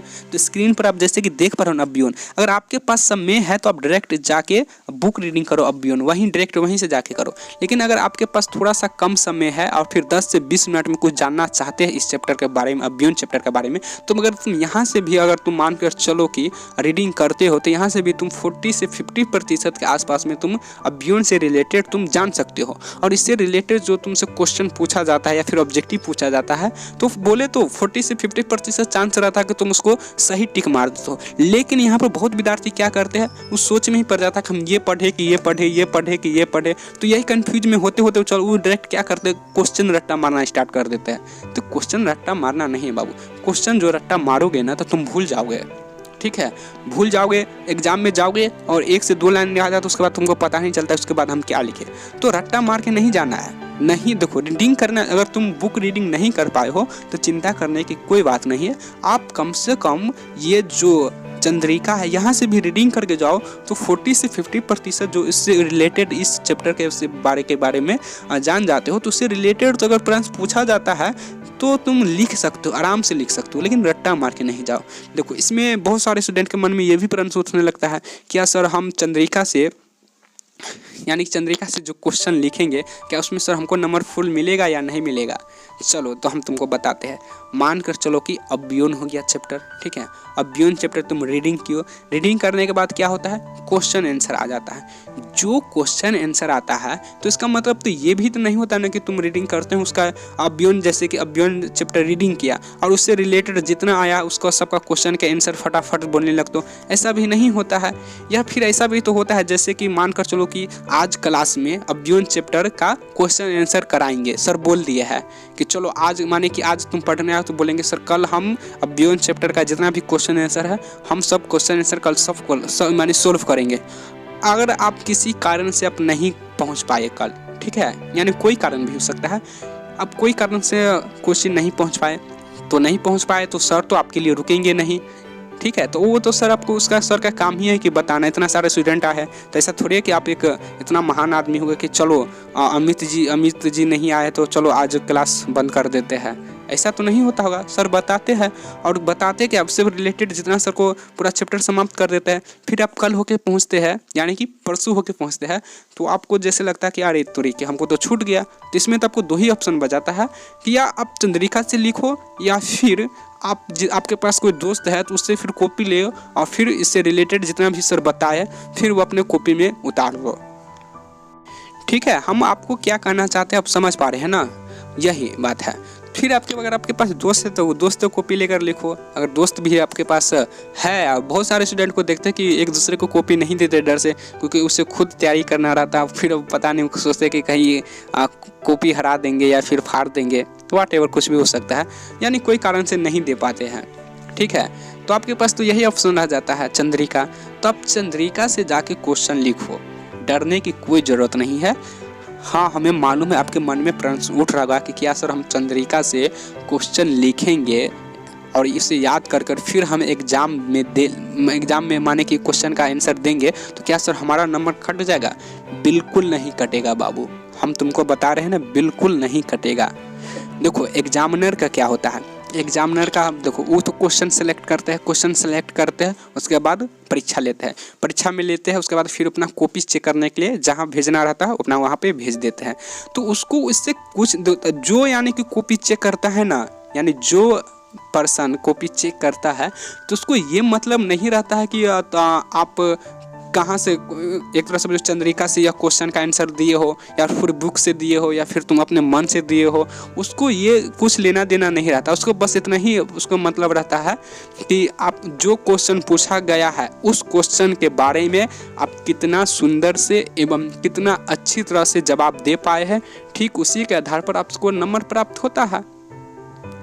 बात यही है। तो उसको इससे कोई मतलब नहीं होता कि यह विद्यार्थी चंद्रिका से लिखे है या फिर रट्टा मार के लिखे या फिर अपने मन से लिखे है, तो उसको कोई लेना देना नहीं रहता है, ठीक है बाबू। तो अगर आप चंद्रिका से भी एक तरह से बुझो कि रट्टा मार लेते हो या फिर पढ़ लेते हो, उससे अगर आप अच्छी तरह से जवाब दे पाते हो तो आपको फुल नंबर मिलता है वहाँ पे। आई होप आप लोग समझ पा रहे होंगे। यानी कि यहाँ से भी अगर आप याद करके परीक्षा में आप लिखते हो या क्वेश्चन सोल्व करते हो तो उसको यानी बोले तो जो कॉपी चेक करते उसको कोई लेना देना रहता ही नहीं कि आप कैसे लिखे हो। चंद्रिका से लिखो, बुक से लिखो, अपने मन से लिखो, फिर रट्टा मार के लिखो, उसको कोई लेना देना नहीं रहता। उसको बस सिर्फ इतना ही लेना देना रहता है कि जो प्रश्न पूछा गया है उसके बारे में विद्यार्थी कितना अच्छा के जरिए या फिर अच्छा से जवाब दे पाए है, उससे के हिसाब से उसको फुल नंबर दे दिया जाए या फुल नंबर काट लिया जाए। बस उसको यही लेना देना रहता है, उसको कुछ नहीं मालूम रहता कि चंद्रिका से लिखा गया या कहाँ से लिखा गया है। तो आई होप आप लोग समझ पा रहे होंगे बाबू हम क्या कहना चाहते हैं, ठीक है। तो फिर हम इससे आगे बात करते हैं। तो आप चंद्रिका आराम से पढ़ सकते हैं, ठीक है, इसमें कोई बुराई चीज़ नहीं है। उसके बाद क्या आ जाता है, उसके बाद आ जाता है शब्दार्थ। जैसे ही बुक रीडिंग करते हो देखो तो शब्दार्थ में क्या होता है बाबू, शब्दार्थ आप इसे याद करने की कोई बात नहीं, ठीक है, लेकिन शब्दार्थ आप 1 से 2 बार इसे देख लो, ठीक है। शब्दार्थ देखने से क्या होता है, अगर आप एक बार जो शब्दार्थ देख लेते हो उसके बाद फिर बुक रीडिंग करते हो तो आप वहाँ पे थोड़ा सा ज़्यादा समझने का प्रयास करते होंगे या समझ जाते हो, एक बार में समझ जाते हो, ठीक है वो। कभी कभी क्या होता है ना, कभी कभी कोई ऐसा वर्ड होता है उसमें आप सोचने लगते हो कि इसका मायने क्या होता है, तो वही सब होता है कि शब्दार्थ सब में थोड़ा सा एक तरह से बुझो ना, थोड़ा सा एक तरह से सहूलियत मिलता है और इससे आप थोड़ा सा जानने की ज़्यादा प्रयास करते हो, ठीक हो। उसके बाद क्या आ जाता है, सप्रसंग व्याख्या कीजिए। जैसे कि चैप्टर नंबर 1 ले लेते हैं, उसमें क्या लिख लें, निम्नलिखित गद्यांशों की प्रसंग व्याख्या कीजिए। तो उसमें मानकर चलो कि हम पहला कोई भी क्वेश्चन ले लेते हैं, किसी भी सभ्य समाज में श्रम विभाजन की व्यवस्था श्रमिकों के विभिन्न वर्गों में वास्तविक विभाजन नहीं करती। भारत की जाति प्रथा की एक और विशेषता यह है कि यह श्रमिकों को अस्वाभाविक विभाजन ही नहीं करती बल्कि विभाजन वर्गों को एक दूसरे की अपेक्षा ऊंच नीच भी करार देती है, जो कि विश्व किसी भी समाज में नहीं पाया जाता है। तो ये पूछा नहीं जाता है, ठीक है, ये पूछा नहीं जाता। इससे रिलेटेड देखो इसके बारे में व्याख्या क्या दिया है। प्रस्तुत गद्यांश भीमराव अंबेडकर द्वारा लिखित श्रम विभाजन और जाति प्रथा शीर्षक पाठ से उद्दित है कि इसमें लेखक ने जाति पर आधारित श्रम विभाजन का विरोध किया है। देखो इसमें क्या लिखा है, लेखक का कहना है कि श्रम विभाजन का अर्थ रुचि अथवा क्षमता के अनुसार काम का विभाजन या बंटवारा होता है, न कि जातीय आधार पर किया गया निश्चित पेशा। लेखक का कहना है कि जिस श्रम विभाजन से ऊंच नीच की भावना प्रस्फुटित होती है अथवा एक वर्ग दूसरे वर्ग से अपने को श्रेष्ठ अथवा निम्न मानने लगता है, इसी स्थिति में तो समाज विभिन्न वर्गों में विभाजित हो जाता है तथा वैमानसिकता बढ़ती है। ऐसी श्रम विभाजन पर आश्चर्य प्रकट करते हुए लेखक का कहना है कि संसार के किसी भी समाज का ऐसा श्रम विभाजन नहीं है। यदि जाति प्रथा को श्रम विभाजन मान लिया जाता है तो ऐसी श्रमिक को रुचि, कार्य क्षमता एवं अपेक्षा होती है जो सर्वथा अस्वाभाविक है। इसलिए लेखक इसी श्रम विभाजन का विरोध किया है। व्हाटएवर, और कुछ भी हो सकता है। तो यह आपको याद नहीं करना है, लेकिन हम आपको क्या कहते हैं, आपको यह याद नहीं करना है, आपको सिर्फ इसे 1 से 2 बार पढ़ के छोड़ देना है बाबू। इससे आपको एग्जाम में बहुत फायदा होता है, ठीक है। चलो इसके बाद क्या आ जाता है, व्याकरण आ जाता है, ठीक है। व्याकरण में देखो, हाँ यहाँ पे मेन थोड़ा हम बात करेंगे व्याकरण पे, ठीक है। तो व्याकरण में क्या होता है कि बहुत सारे स्टूडेंट इधर से उधर भटकते रहते हैं कि व्याकरण में देखो ऑब्जेक्टिव तो 50 नंबर का पूछा जाता है। जब 50 नंबर का जब ऑब्जेक्टिव पूछा जाता है तो 30 से 35 नंबर का बुक से पूछा जाता है। हालांकि बुक से हम बता ही दिए कि किस तरह से इसको माने कि पूछा जाता है। तब बुक रीडिंग कीजिए, बुक जब रीडिंग कीजिएगा तो वहीं से पूरा कंफर्म हो जाएगा। 30 से 35 नंबर आपको 100% वहीं से कवर हो जाएगा ऑब्जेक्टिव में, ठीक है। तो आप जाके बुक रीडिंग कीजिए। तो इसके बारे में हम बता दिए। रह गई व्याकरण, व्याकरण में भी 10 से 15 नंबर का पूछा जाता है। तो अब व्याकरण में जो पूछा जाता है तो बहुत सारे स्टूडेंट को हम क्या देखते हैं, कभी कोई व्याकरण खरीद लिया, फिर गाइड खरीद कर रट्टा मारना शुरू कर दिया व्याकरण में। तो हमारा बाबू ये नहीं कहना है कि आप व्याकरण पढ़ रहे हो तो कोई खराबी वाला बात है। हमारा ये नहीं कहना है, पढ़ रहे हो, आई am so proud of you. लेकिन हम बस इसमें यही थोड़ा सा कहना चाह रहे हैं कि जैसे कि चंद्रिका में व्याकरण दिया गया है, जो देखो तो पूछा कहाँ जाता है, पूछा जाता है व्याकरण, जो चंद्रिका में व्याकरण पूछा जाता है वो यहीं से पूछा जाता है, ठीक है। जैसे कि इसमें व्याकरण में संधि विच्छेद हो गया, उपसर्ग के शब्द हो गया, प्रत्यक्ष से बने शब्द हो गया, संज्ञा से बने विशेषण हो गया। तो इसको ना बाबू आपको याद करने की कोई ज़रूरत नहीं है, ठीक है। आपको याद करने की कोई ज़रूरत नहीं है। लेकिन यहाँ पर जो है, यहाँ पर आप इसे 1 से 2 बार पढ़ लेते हो तो आपको एग्जाम में जो पूछा जाता है ऑब्जेक्टिव पूछा जाता है व्याकरण में, तो उससे रिलेटेड आप इसको आसानी से टिक लगा सकते हो। नहीं तो बहुत सारे स्टूडेंट भटकते रहते हैं। देखो सबसे पहले हम आपको बता देते हैं कि बहुत सार तो ये कहते हैं कि यानी कि बताते ही नहीं कि कहाँ से पूछा जाता है। हम देखो हम कोई विरोध नहीं कर रहे कोई सर का, लेकिन वो सिर्फ ऊपर लेवल से बताते रहते हैं, सिर्फ किताब के नाम बता देते, अरे ये किताब ले लेना, थोड़ा सा देख लेना शुरू में और एग्जाम में चले जाना। तो देखो बाबू ये सब तो थोड़ा बकवास वाला हमारे हिसाब से लग गया कि ये बुक देख लेना, ये देख लेना। तो भाई तुम तो हम पढ़ाई काहे कर रहे हैं, तुम्हारे कोचिंग में सर पढ़ रहा है तो क्या यही कहने के लिए ये बुक देख लेना, वो बुक देख लेना, ठीक है बाबू। तो आई होप आप लोग समझ पा रहे। तो आपको व्याकरण क्या करना है, व्याकरण जो आप गाइड खरीदते हो उसमें व्याकरण दिया रहता है वो पढ़ो, लेकिन उससे बढ़िया है कि आप जो चंद्रिका में जो व्याकरण दिया रहता है वहाँ जाके आप पढ़ सकते हो। वहाँ से डायरेक्ट आप पूछा जाता है व्याकरण, ठीक है। अरे सर, जो मान कर चलो जो एग्ज़ाम में जो क्वेश्चन बनाते हैं तो क्या वो पताल से थोड़ी है, नहीं है उसको लिखना रहता है या पूछना जाता है, उसका वो जो भी चैप्टर से ही वो व्याकरण देते हैं। लेकिन बहुत सारे स्टूडेंट को देखते हैं पता नहीं कहाँ राह भटक जाते हैं, पता नहीं कौन कौन व्याकरण का बुक पढ़ना स्टार्ट कर देते हैं। तो आपको ऐसी बात नहीं करनी है बाबू, ठीक है। जैसे कि आप स्क्रीन पर देख पाएंगे शब्दार्थ हो गया, तो इसे भी आप 1 से 2 बार पढ़ लीजिएगा। उसके बाद फिर व्याकरण आएगा, तो उसको भी आपको यहाँ से पढ़ना है। जैसे कि व्याकरण में संधि विच्छेद हो गया, हम तो कहते हैं तुमको व्याकरण में इधर उधर भटकने की कोई ज़रूरत है ही नहीं। अगर तुम यहीं से व्याकरण अगर मानकर चलो पढ़ लेते हो तो हमें पूरा विश्वास है कि आप व्याकरण में सही सही टिक लगाकर आ जाओगे, क्योंकि यहीं से पूछा जाता है, बुक से ही व्याकरण पूछा जाता है। पता है नहीं विद्यार्थी क्यों भटकते रहते हैं।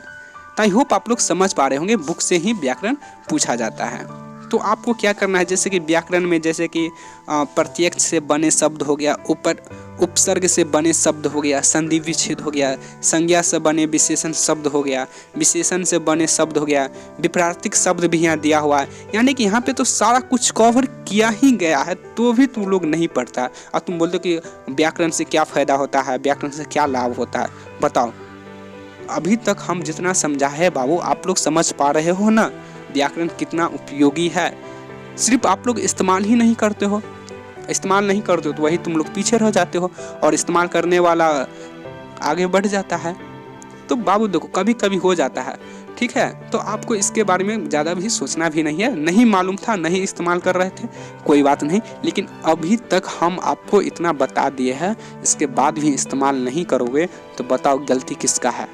ऐसा तो नहीं है कि तुम्हारे बदला हम एग्ज़ाम में जाके लिखना शुरू कर देंगे, ठीक है बाबू। तो आई होप आप लोग समझ पा रहे होंगे। जैसे कि आप लोग स्क्रीन पर देख पा रहे होंगे व्याकरण है, तो व्याकरण हम कहते हैं कि इसे तुमको याद करने की कोई ज़रूरत नहीं, सिर्फ 1 से 2 बार सिर्फ पन्ना पलट के तो देख लो, सिर्फ 1 से 2 बार पढ़ लो, इसे छोड़ दो।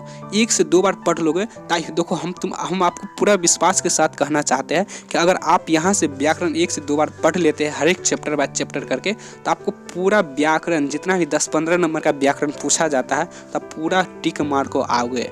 हम इतना ज़रूर कहना चाहते हैं, तो आप यहाँ से तैयारी कीजिए, ठीक है। कभी कभी आप लोग सोचते होंगे कि सर मुहावरा भी पूछा जाता है, तो मुहावरा भी यहाँ पे दिया रहता है, ठीक है। अभी शायद इसमें दिया हुआ है, जैसे कि आप लोग देख पा रहे होंगे विपरीतार्थक शब्द दिया हुआ है, उसके बाद समाज निर्णय दिया हुआ है, तो यही सब तो पूछा जाता है। अब क्या पूछा जाएगा। आई होप आप लोग समझ पा रहे होंगे, हम जितना अभी तक जो समझाना चाहते होंगे आप लोग समझ गए होंगे, ठीक है बाबू। तो चलो, आप यहाँ पर कुछ इस चैप्टर में शायद मुहावरा नहीं दिया हुआ है तो कोई बात नहीं, लेकिन अगले चैप्टर में आप देखेंगे या देखे ही होंगे कि मुहावरा भी दिया गया है। तो मुहावरा भी दिया गया, तो मुहावरा भी आप इसे 1 से 2 बार देख लो, तो आपको भटकने का कोई ज़रूरत नहीं है। यानी कि बुक से ही सारा क्वेश्चन आंसर एवं ऑब्जेक्टिव कवर किया जाता है। तो आप बुक जाके रीडिंग कीजिए, बुक रीडिंग करने से आपको 30 से 35 नंबर वहाँ कवर हो जाता है, और यहाँ व्याकरण में आपको देखने से पूरा 10 से 15 नंबर कवर हो जाता है, यानी लगभग 50% यहाँ से आप कवर कर पाते हैं। रह गई बात प्रंस की, तो प्रंस में तो हम आपको बता ही दिए है कि कोई भी बुक रीडिंग करने के बाद अचानक सा नहीं हो पाता है। अगर बुक रीडिंग करते हैं उससे रिलेटेड तुम जितना भी है तो आप उससे रिलेटेड जितना क्वेश्चन आता है आप नहीं दे पाते हो, तो ठीक है बाबू। तो आप इसको चिंता करने की कोई बात नहीं है, ठीक है। तो आप यहाँ से आराम से देखो और याद करो और इससे रिलेटेड सोचो इस तरह से, और आप चाहे तो एग्जाम में लिख सकते हो। अगर आपको अभी तक छूट गया कोचिंग में कोई भी चैप्टर का, तो आप उसे जाके आराम से, चिंता करने की कोई बात नहीं है, चंद्रिका से कवर कर सकते हो। तो अभी तक हम जितना चंद्रिका के बारे में समझाए होंगे तो आई होप आप लोग समझ पाए होंगे, ठीक है बाबू। तो अभी हम इतना ही रहने देते बाबू, तो हम आपके लिए किसी दिन व्हाइट बोर्ड के माध्यम से समझाएंगे, और आपके लिए हम 2 से 3 घंटा किसी दिन समय निकालेंगे और फिर हम व्हाइट बोर्ड के माध्यम से हम समझाएंगे कि चंद्रिका को और ठीक तरह से कैसे इस्तेमाल। लगभग हमको तो लग रहा है चंद्रिका के बारे में जितना भी पॉइंट टच था हम सारा पॉइंट टच कर ही दिए हैं। लेकिन चलो, हम एक दिन आपके लिए किसी दिन समय निकाल कर लाइव टू लाइव हम आपके व्हाइट बोर्ड के माध्यम से हम आपको समझाएंगे, सामने आके हम समझाएंगे व्हाइट बोर्ड पर कि चंद्रिका किस तरह से इस्तेमाल करना चाहिए बाबू, ठीक है।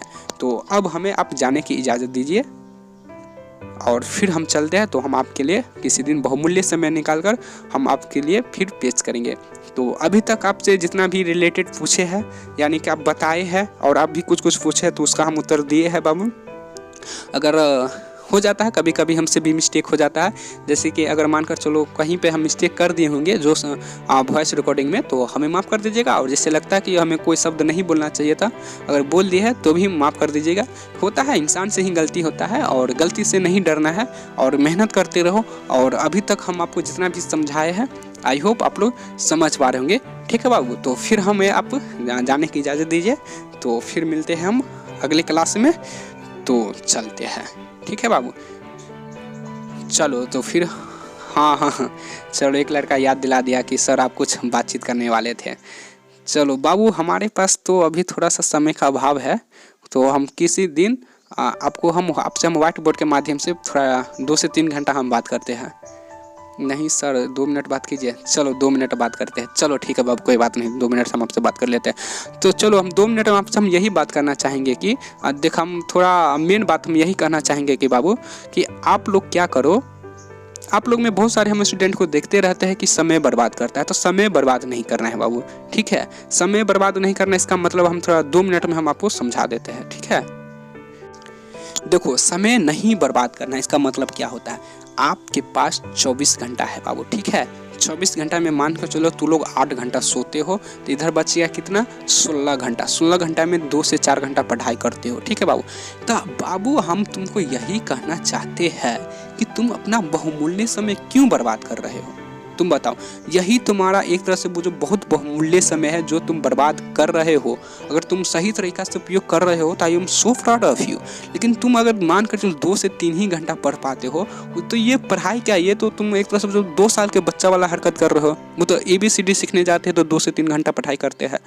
तुम क्लास 10th में चले गए, उसके बाद भी तुम खेलने के चक्कर में, फिर इधर उधर करने के चक्कर में, या फिर गर्लफ्रेंड या फिर बॉयफ्रेंड के चक्कर में तुम सब समय बर्बाद करके सिर्फ 2 ही घंटा समय दे पाते हो, बुझो। उसके बाद तुम चाहते हो कि हम एक बहुत सफल व्यक्ति बन जाए, हमारे पास ये पैसा हो, फिर ये हो, फिर हमारा इतिहास हम बनाना चाहते हैं। तो कैसे हो पाएगा बाबू, तुम ही सोचो।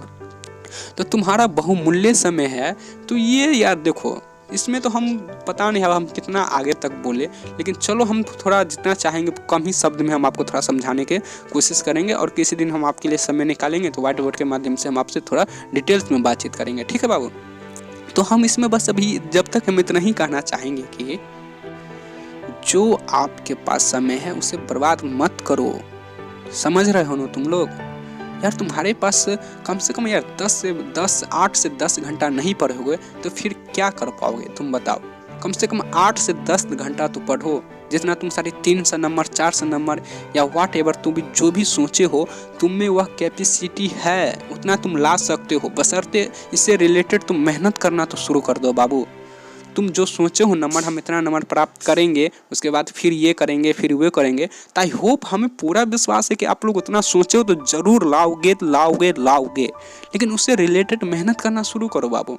जैसे तुम सोचो 350 400 नंबर, उसके बाद फिर तुम घूम रहे हो कहीं और 2 घंटा समय दे रहे हो, तो फिर कहाँ से आएगा बाबू। सोचो, जिस तरह से जिस समय तुम इंटरटेनमेंट करते रहते हो, जिस समय सोते रहते हो, उस समय भी कोई न कोई ऐसा विद्यार्थी रहता है जो लगातार मेहनत करता रहता है, पसीना बहाने के बाद भी वह मेहनत करता रहता है। वही लोग आगे जाके इतिहास लिखता है। और तुम लोग खेलते रहते हो, कूदते रहते हो, उसके बाद बोलते कि हम इतिहास लिखेंगे, हम 450 नंबर प्लस करेंगे, 400 नंबर प्लस करेंगे, 350 नंबर प्लस करेंगे। कहाँ से कर पाओगे बाबू। तुम खेलने में समय बर्बाद कर देते हो, सोने में समय बर्बाद कर देते हो। लेकिन एक बात हमेशा याद रखना, तुम जिस समय खेलते रहते हो या जिस समय तुम सोते रहते हो, उस समय भी कोई ना कोई मेहनत करता रहता है। और जिस समय उठते हो और फिर देखते हो, तो वही जो विद्यार्थी मेहनत करता रहता है, उस समय तुमसे आगे निकल जाता है।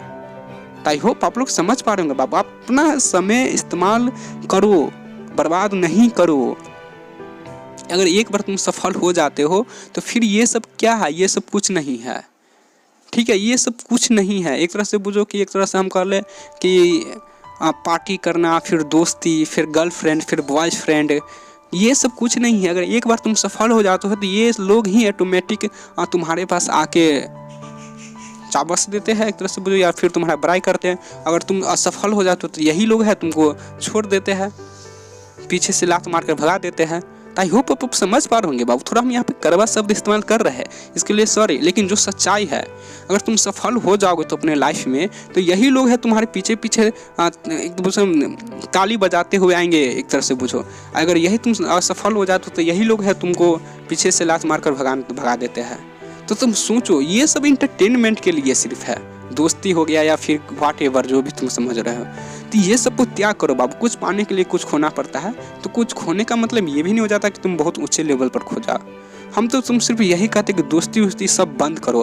अभी परीक्षा के समय है, पढ़ाई करने का समय है, तुम्हारे पास 7 से 8 महीना बचा हुआ है, यही तुम्हारा गोल्डन समय है। अगर मानकर चलो तुम यहीं पे तुम अच्छा नंबर ले आते हो, जितना तुम अपने दिमाग में सोचे हो उतना नंबर प्राप्त कर लेते हो, तो फिर अगर मान के चलो तुम जो कॉलेज में एडमिशन कराना चाहते हो उस कॉलेज में एडमिशन तुम्हें मिल जाता है, तो फिर मान के चलो वहाँ से एकदम उच्च शिक्षा का स्तर स्टार्ट हो जाता है। उसके बाद फिर तुम मान के चलो तो अपना गोल जिस दिन तुम गोल अचीव कर लेते हो मेहनत करने के बाद, उस दिन फिर देखो कितना खुशी होता है। फिर यही बॉयफ्रेंड गर्लफ्रेंड दोस्ती व्हाट एवर पता नहीं क्या क्या। तो आई होप आप लोग समझ रहे होंगे बाबू, ठीक है। तो ये देखो बाबू, हम बस अभी हम इतना ही रहने देते हैं, क्योंकि हमारे पास थोड़ा सा समय का अभाव है। इसके लिए हम क्षमा चाहते हैं आपसे, और हम आपके लिए किसी दिन समय निकालते हैं तो फिर हम व्हाइट बोर्ड के माध्यम से हम आपसे बातचीत करेंगे और थोड़ा ये भी डिटेल्स में बताएं कि चंद्रिका को कैसे ठीक तरह से इस्तेमाल किया जाए, ठीक है बाबू। तो हम आप लोग सबसे यानी कि ढेर सारा बातचीत हम करेंगे। तो अभी थोड़ा सा समय का अभाव है, लेकिन हम अभी तक हम जितना भी हम आपको बताए हैं तो वो थोड़ा उसके बारे में सोचिएगा, ठीक है बाबू, और थोड़ा सा सोचिएगा बाबू, हम यही करना चाहते हैं। और फिर हम मिलते हैं, तो हमें आप थोड़ा सा लेकिन हम जाते जाते यही कहना चाहेंगे कि आप लोग समय मत बर्बाद करो बाबू। आप लोग गोल अचीव करो। अगर एक बार गोल अचीव कर लेते हो जो सोचे हो, तो फिर यही दुनिया है, यही आराम है, यही धरती है, यही सब कुछ रहेगा। अगर आप लोग अभी मेहनत करोगे तो फिर बाद में बुझो कि आराम करोगे, लेकिन अभी आराम कर रहे हो तो फिर बाद में बहुत मेहनत करना पड़ेगा, ठीक है बाबू। तो आई होप आप लोग बहुत कुछ आपको समझाने की कोशिश किए हैं और आप लोग समझ पाए हो बाबू, ठीक है। तो जब तक हम इतना ही रहने देते हैं, तो आपसे हम किसी दिन फिर मिलते हैं और व्हाइट बोर्ड के माध्यम से, और हम आपसे बातचीत करते हैं। और अभी तक हम जितना बात बोले हैं वह वीडियो रुकने के बाद 5 से 6 मिनट अपने लिए समय निकाल कर खुद सोचना है कि आपको लाइफ में क्या करना है क्या नहीं करना है, ठीक है बाबू। यानी हम कितना सही बोले हैं कितना गलत बोले हैं, इस सब को आपको खुद जांचना है, और उस हिसाब से आपको आज से ही मेहनत करना स्टार्ट कर दो। तो चलो बाबू, तो हमको आप इजाज़त दीजिए, तो फिर मिलते हैं नेक्स्ट वीडियो में। जब तक के लिए जय हिंद, वंदे मातरम, भारत माता की जय।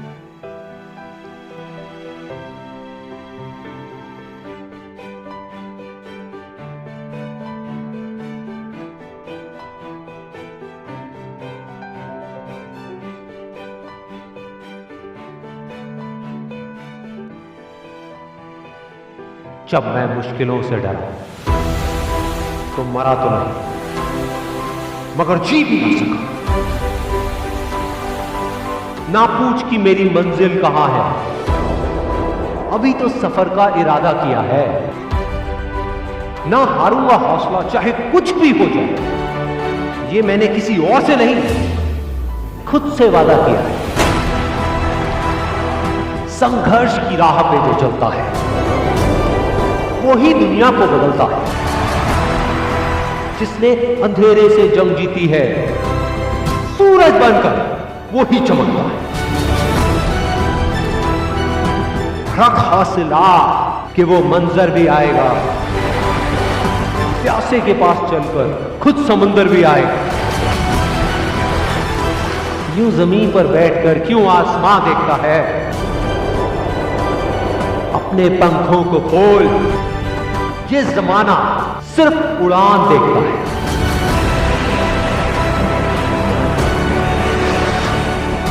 भरोसा अगर ईश्वर पर है तो जो आपकी तकदीर में लिखा है वो ही पाओ, लेकिन भरोसा अगर खुद पर है तो ईश्वर भी आपकी तकदीर वैसे ही लिखेगा जैसा कि आप चाहोगे। बुझी शमा भी जल सकती है, तूफानों से कश्ती निकल सकती है। होके मायूस यूं ना अपने इरादे बदल, क्योंकि तेरी किस्मत कभी भी बदल सकती है। बिना संघर्ष के कोई महान नहीं हो। पत्थर पर जब तक चोट ना पड़े, पत्थर भी भगवान नहीं है। जीत की खातिर दिल में जुनून चाहिए, जिसमें उबाल हो ऐसा खून चाहिए। ये आसमां भी आएगा जमीन पर, बस इरादों में दम चाहिए। कोशिश के बावजूद भी हो जाती है कभी हार, होकर निराश तू मत बैठ मेरे यार। बढ़ते रहना आगे चाहे जैसा भी हो मौसम, पा लेती है चीखती भी मंजिल। गिर गिर कर पार। मैदान में हारा हुआ इंसान फिर भी जीत सकता है, लेकिन मन से हारा हुआ इंसान कभी नहीं जीत सकता। हीरे को परखना है तो अंधेरे का इंतजार कर। धूप में तो कांच के टुकड़े भी चमकने लगते हैं। बाप की दौलत पर क्या घमंड करना, मजा तो तब है जब दौलत आपकी हो और बाप घमंड करे। इनकार किया जिन्होंने मुझे मेरा समय देकर, वादा है मैं ऐसा भी समय लाऊंगा एक दिन कि मिलना पड़ेगा उनको मुझसे मेरा समय लेकर।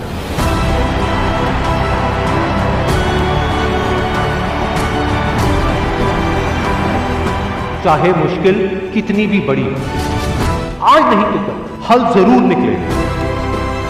जमीन बंजर भी है तो क्या,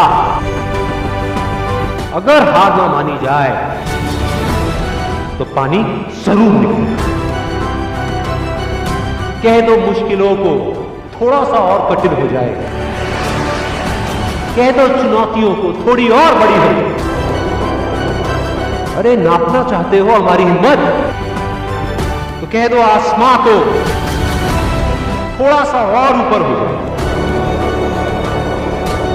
निगाहों में मंजिल थी, गिरे और गिरकर संभलते रहे। हवाओं ने बहुत कोशिश करी, लेकिन चिराग आंधियों में भी चलते रहे।